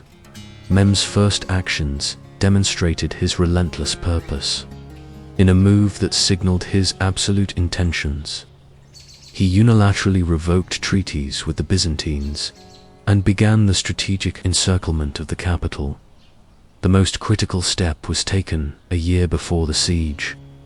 Mehmed began construction of the massive fortress of Rumeli Hisari on the European shore of the Bosporus, built directly across the narrowest point of the strait from an older Ottoman fort, Anadolu Hisari. This construction gave the Ottomans absolute control over the strait. By controlling both shores, Mehmed cut Constantinople off from the Black Sea, the source of its vital grain supply, and any potential aid from Venice or Genoa via the northern routes. Any ship attempting to pass without the Sultan's permission was sunk on sight. The city was now strangled, blockaded, and the siege was effectively underway before the first soldier marched on the land walls. The Byzantine defense was led by the last Roman emperor, Constantine XI. Constantine XI was a tragic, heroic figure. He was a capable, brave soldier who had inherited an impossible task. He had spent his entire reign pleading with the Western powers for men, money, and ships, often facing rejection or receiving only token support. He knew this was the last stand of a 1,000-year empire, and his conduct throughout the siege remains the ultimate testament to Byzantine heroism. Constantine's forces were pitifully small, only about 7,000 to 8,000 dedicated men in total. This included approximately 2,000 invaluable foreign volunteers, largely from Venice and Genoa, led by the experienced Genoese commander Giovanni Giustiniani Longo. These men had to defend a massive perimeter of over 12 miles, including the triple line of the Theodosian walls, the vast length of the sea walls, and the harbor defenses along the Golden Horn. Their primary strength was the walls themselves. The Theodosian walls were legendary.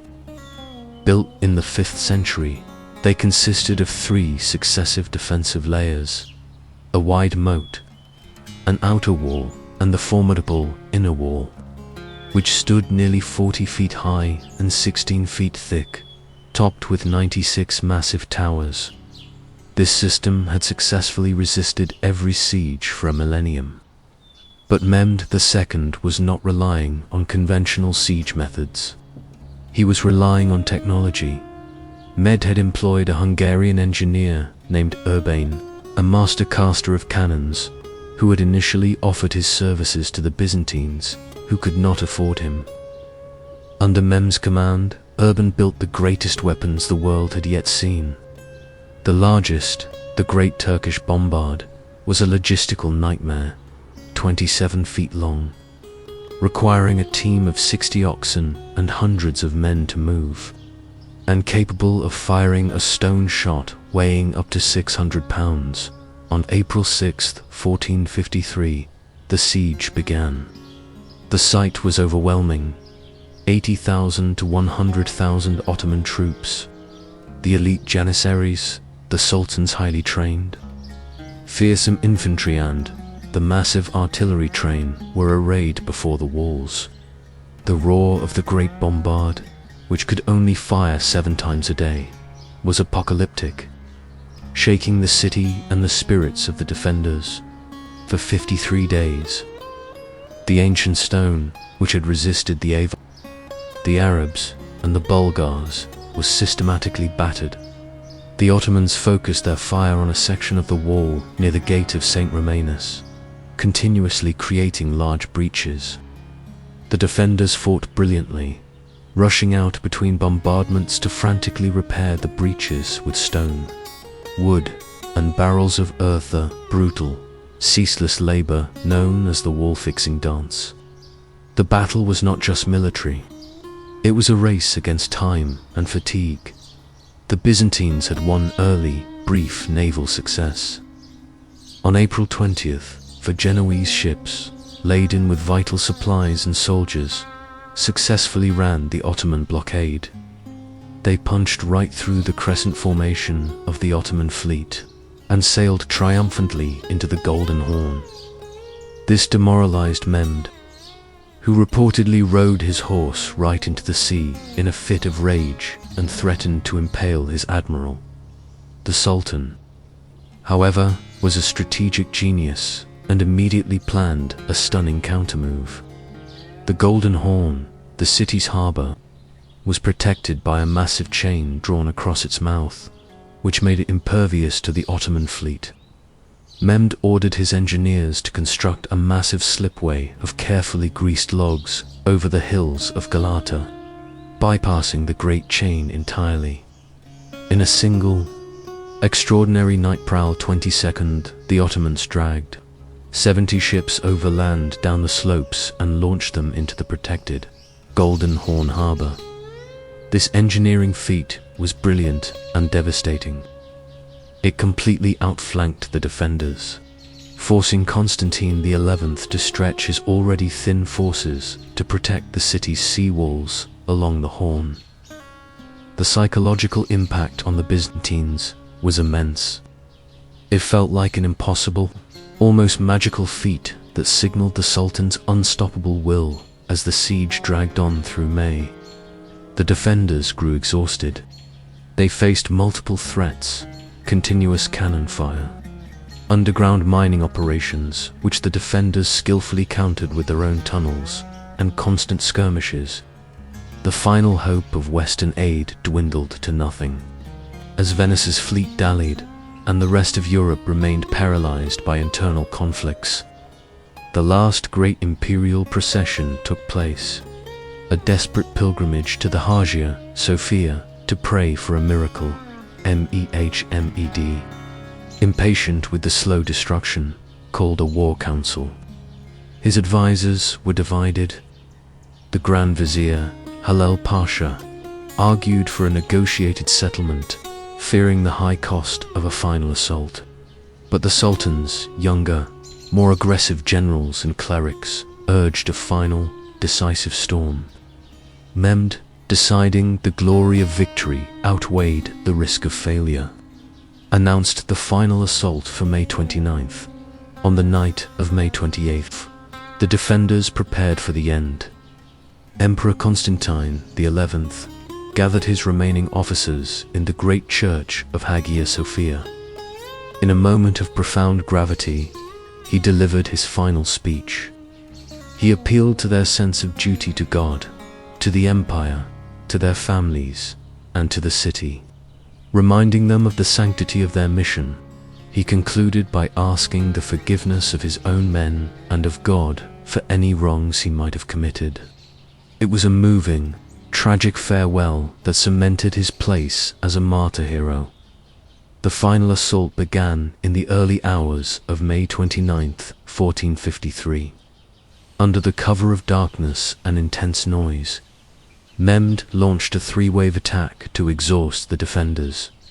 The first wave consisted of irregular troops, the Boshi Bazouk's untrained multi-ethnic levies, used primarily as cannon fodder to tire the defenders and clear debris. They were repelled, but the defenders had to expend precious energy and ammunition. The second wave, the Anatolian regular troops, were more disciplined but still failed to break the line. The third wave was the ultimate force, the Sultan's personal bodyguard, the fearsome disciplined, fierce, and entirely devoted to the Sultan. They struck the central breach near the gate of St. Romanus, the weakest point of the Theodosian walls. The defenders, exhausted from fighting to prior waves, struggled to hold the line. The climax arrived in two devastating moments. First, the Genoese commander, Giovanni Giustiniani Longo, the man holding the most critical section of the wall, was gravely wounded by a cannon shot. His evacuation from the wall spread immediate panic among his Genoese troops, who fled their position, shattering the defensive line. Second, the fatal breach occurred at a small, obscure access point in the outer wall, the Kirkeporta, the circus gate, a small postern gate. It was allegedly used by the defenders to make sallies, and in the confusion of the night, it was left unbarred. A small group of janissaries, exploiting the sudden lapse, rushed through the opening, scaled the battlements, and hoisted the Sultan's red and gold banner above the walls. The sight of the Ottoman banner on the walls, combined with the flight of Giustiniani's men, triggered a cascading failure of the entire defense. The cry went up through the city, "The city is taken." Emperor Constantine XI, hearing the terrifying news, knew the battle was lost. He rode toward the point of penetration. According to the histories, he tore off his imperial regalia, the purple boots and cloak, to die simply as a soldier, shouting, "The city is fallen and I am still alive." He led his few remaining men into a final, desperate, suicidal charge at the advancing janissaries near the St. Romanus breach. His body was never positively identified amidst the piles of the slain. The last Roman emperor had died fighting, fulfilling the glorious, tragic vision of an empire he could not save. The slaughter inside the city walls was horrific, as the troops were granted 3 days of traditional plunder. But Mehmed II, who valued the city as his new capital, rode into Constantinople later that day, May 29, 1453. He proceeded directly to the Hagia Sophia. He dismounted before the great church, knelt, and touched his forehead to the ground in an act of submission to Allah, dedicating his victory. He then sternly ordered his soldiers to cease the looting and destruction, declaring that the city, now his, must be preserved. The city of Constantine was formally declared the new capital of the Ottoman Empire. The final, symbolic act was the transformation of the Hagia Sophia. Mehmed personally ordered the immediate conversion of the church into a mosque. A simple wooden minaret was hastily erected, and the muezzin was called to prayer from the pulpit. The Christian age of Constantinople, 1,000 years of Roman governance, faith, and culture was over. The final 1,500-year flicker of the Roman Empire was extinguished by gunpowder and will. Part 6. Conclusion, Legacy, and the Rise of Istanbul. The thunder of the cannons and the shouts of the Janissaries on May 29, 1453, did more than just end a siege. It ended a millennium. The fall of Constantinople was one of the clearest and most dramatic moments, marking the end of the Middle Ages and the dawn of the early modern world. It was a hinge of history upon which the fate of both East and West turned. Sultan Mahmud II, now known as Fatih or the Conqueror, entered the city not as a destroyer, but as the self-proclaimed Caesar of Rome, Kaiser-i Rom. His goal was not merely to occupy a ruined city, but to resurrect and transform it into the magnificent capital of his new universal empire. The survival of Constantinople's core infrastructure, the famous walls, the massive cisterns, and its incomparable harbor, meant the foundation for this new capital was already in place. Mehmed immediately began the colossal task of urban renewal, which he viewed as a matter of imperial legitimacy. He understood that a great empire required a great metropolis. The city had been depopulated, with its population having shrunk to perhaps 50,000 before the siege, and further decimated by the final conquest. Mehmed's first decree was to repopulate the city. He implemented a policy of forced resettlement, Argian, relocating thousands of families, Greeks, Armenians, Jews, and Muslims from across his newly expanded empire to the city. He offered tax incentives and freedom to encourage voluntary immigration. Within a generation, the city, which the Ottomans formerly called Constantinople, but which became colloquially known as Istanbul, derived from the Greek phrase Istian Polin, meaning to the city, was once again a thriving metropolis. Its population swelled past the 200,000 mark, making it one of the largest and most cosmopolitan urban centers in the world. A true multi-ethnic and multi-religious melting pot. The city's architecture was transformed to reflect its new identity and religious primacy. The Hagia Sophia was immediately converted into the Hagia Sophia Mosque, becoming the central imperial mosque. Its Christian mosaics were covered with plaster or paint, and massive wooden plaques bearing the names of the first 4 caliphs and the Prophet Muhammad were installed. Crucially, Mehmed had 4 slender, graceful minarets added to the structure, altering the city's skyline forever. Mehmed did not stop there. To symbolize the new order, he commissioned the Fatih Mosque and Complex, a massive kalai which included a mosque, madrasas, schools, baths, a hospital, and a hospice. This complex was built atop the ruins of the Byzantine Church of the Holy Apostles and became the nucleus of the new Ottoman city planning. But the ultimate physical symbol of Ottoman authority was the Topkapi Palace, built on the precise site of the old Byzantine Acropolis, overlooking the Bosporus, the Golden Horn, and the Sea of Marmara. The palace was designed as a fortress, a residence, and the absolute administrative center of the empire. Its labyrinthine courts and gates reflected the centralized autocratic power of the Sultan.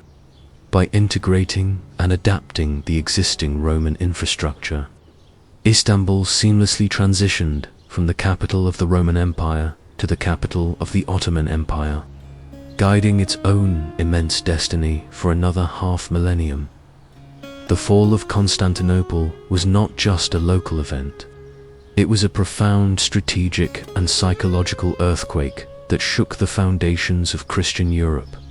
For centuries, Constantinople had been Christendom's shield, the final bulwark against the forces of the East. Its thousand-year endurance had allowed the fragile, fragmented states of Western Europe the time and space to develop. With the shield now gone, the way was open for centuries of Ottoman expansion deep into the Balkans and up to the gates of Central Europe. The psychological impact was massive. The news of the loss was met with widespread shock, horror, and lamentation across the continent.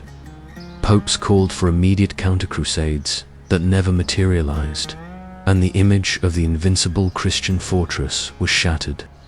It created a deep, collective sense of vulnerability among European rulers and populations, initiating a period of intense military anxiety.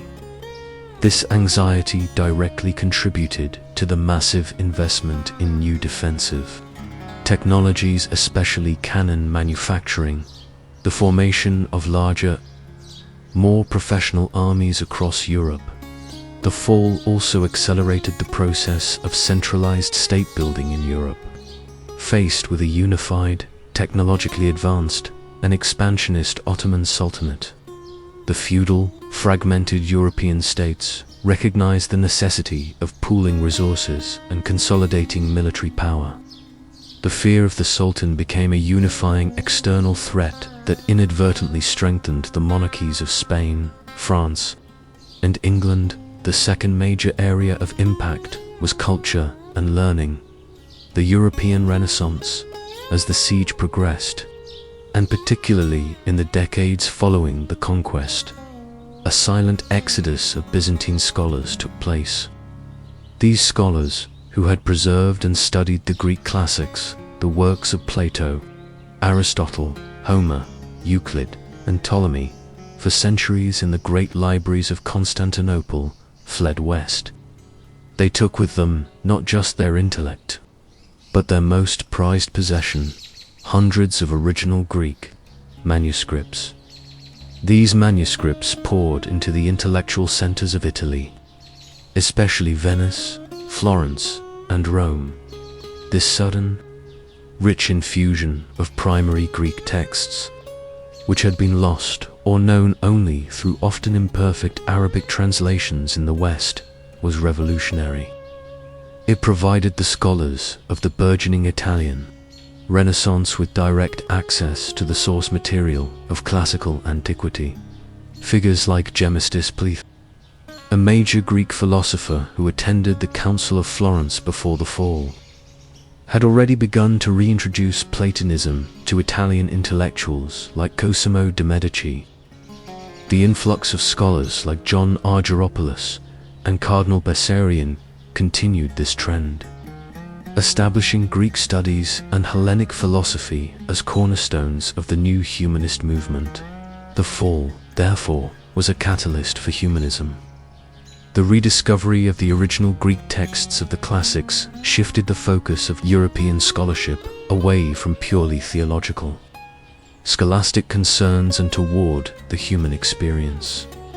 Language and art, the very essence of the Renaissance. The cultural inheritance of the Roman Empire, preserved by its eastern half, was finally transferred back to the West, sparking a cultural explosion. The third, and perhaps most globally significant, area of impact was economics and exploration. The age of discovery the Ottoman conquest gave Mehmed to absolute control over the narrow choke point of the Bosporus and the vast network of overland trade routes that connected Europe to Asia, the Silk Road and the routes for spices, silks, and precious goods from India and China now had to pass through Ottoman hands, subject to Ottoman taxes and regulation. This was an economic reality that Europe's burgeoning merchant classes could not tolerate. The Turks now had a monopoly on the lucrative flow of Eastern goods, driving up prices exorbitantly in Western markets. This economic squeeze created the primary, immediate impetus for Western European maritime powers, specifically Portugal and Spain, to find alternative trade routes. They desperately sought a way around the Ottoman-controlled Mediterranean and Middle East, the search for a sea route to the Indies became the driving economic objective of the late 15th and 16th centuries. Portugal financed voyages down the African coast, ultimately leading to Vasco da Gama rounding the Cape of Good Hope and reaching India in 1498. More famously, the drive to avoid the Ottoman monopoly led Christopher Columbus to secure Spanish funding to sail west in 1492, believing he could reach Asia by crossing the Atlantic. The fall of Constantinople, ironically, forced European civilization to look outward, to develop the navigational and financial tools necessary for long-distance oceanic travel, and ultimately led to the discovery of the Americas and the foundation of the modern global economy dominated by Western powers. The death of the city forced the world to spin on a new maritime axis. In essence, the Ottoman conquest of Constantinople did not merely supplant one empire with another. It set in motion the defining forces of the modern world. It signaled the death of the old feudal order, the rebirth of classical thought in Europe, and the geographical revolution that led to global European empires today. Istanbul stands as a living document of this vast history. When you walk its streets, you are traversing the entire span of the last 2 millennia, from the foundations of the Greek Byzantium to the cisterns and columns of Roman Constantinople, to the minarets, imperial mosques, and markets of Ottoman Istanbul. It is the only city in the world that can claim to have been the undisputed capital of 2 of the greatest global empires, and Ottoman, the spiritual heart of 2 world religions, Orthodox Christianity and Islam. The city's existence is a testament to the enduring power of geography. Though the titles and the empires have changed, the strategic value of that slender peninsula between 2 continents, controlling the passage between 2 seas, remains absolute. The Queen of Cities is gone, but her spirit, her geography, and her staggering, world-changing history endure. The saga of Constantinople is a profound reminder that history is less about clean endings and more about continuous transformation, where every fall is also a dramatic, violent birth.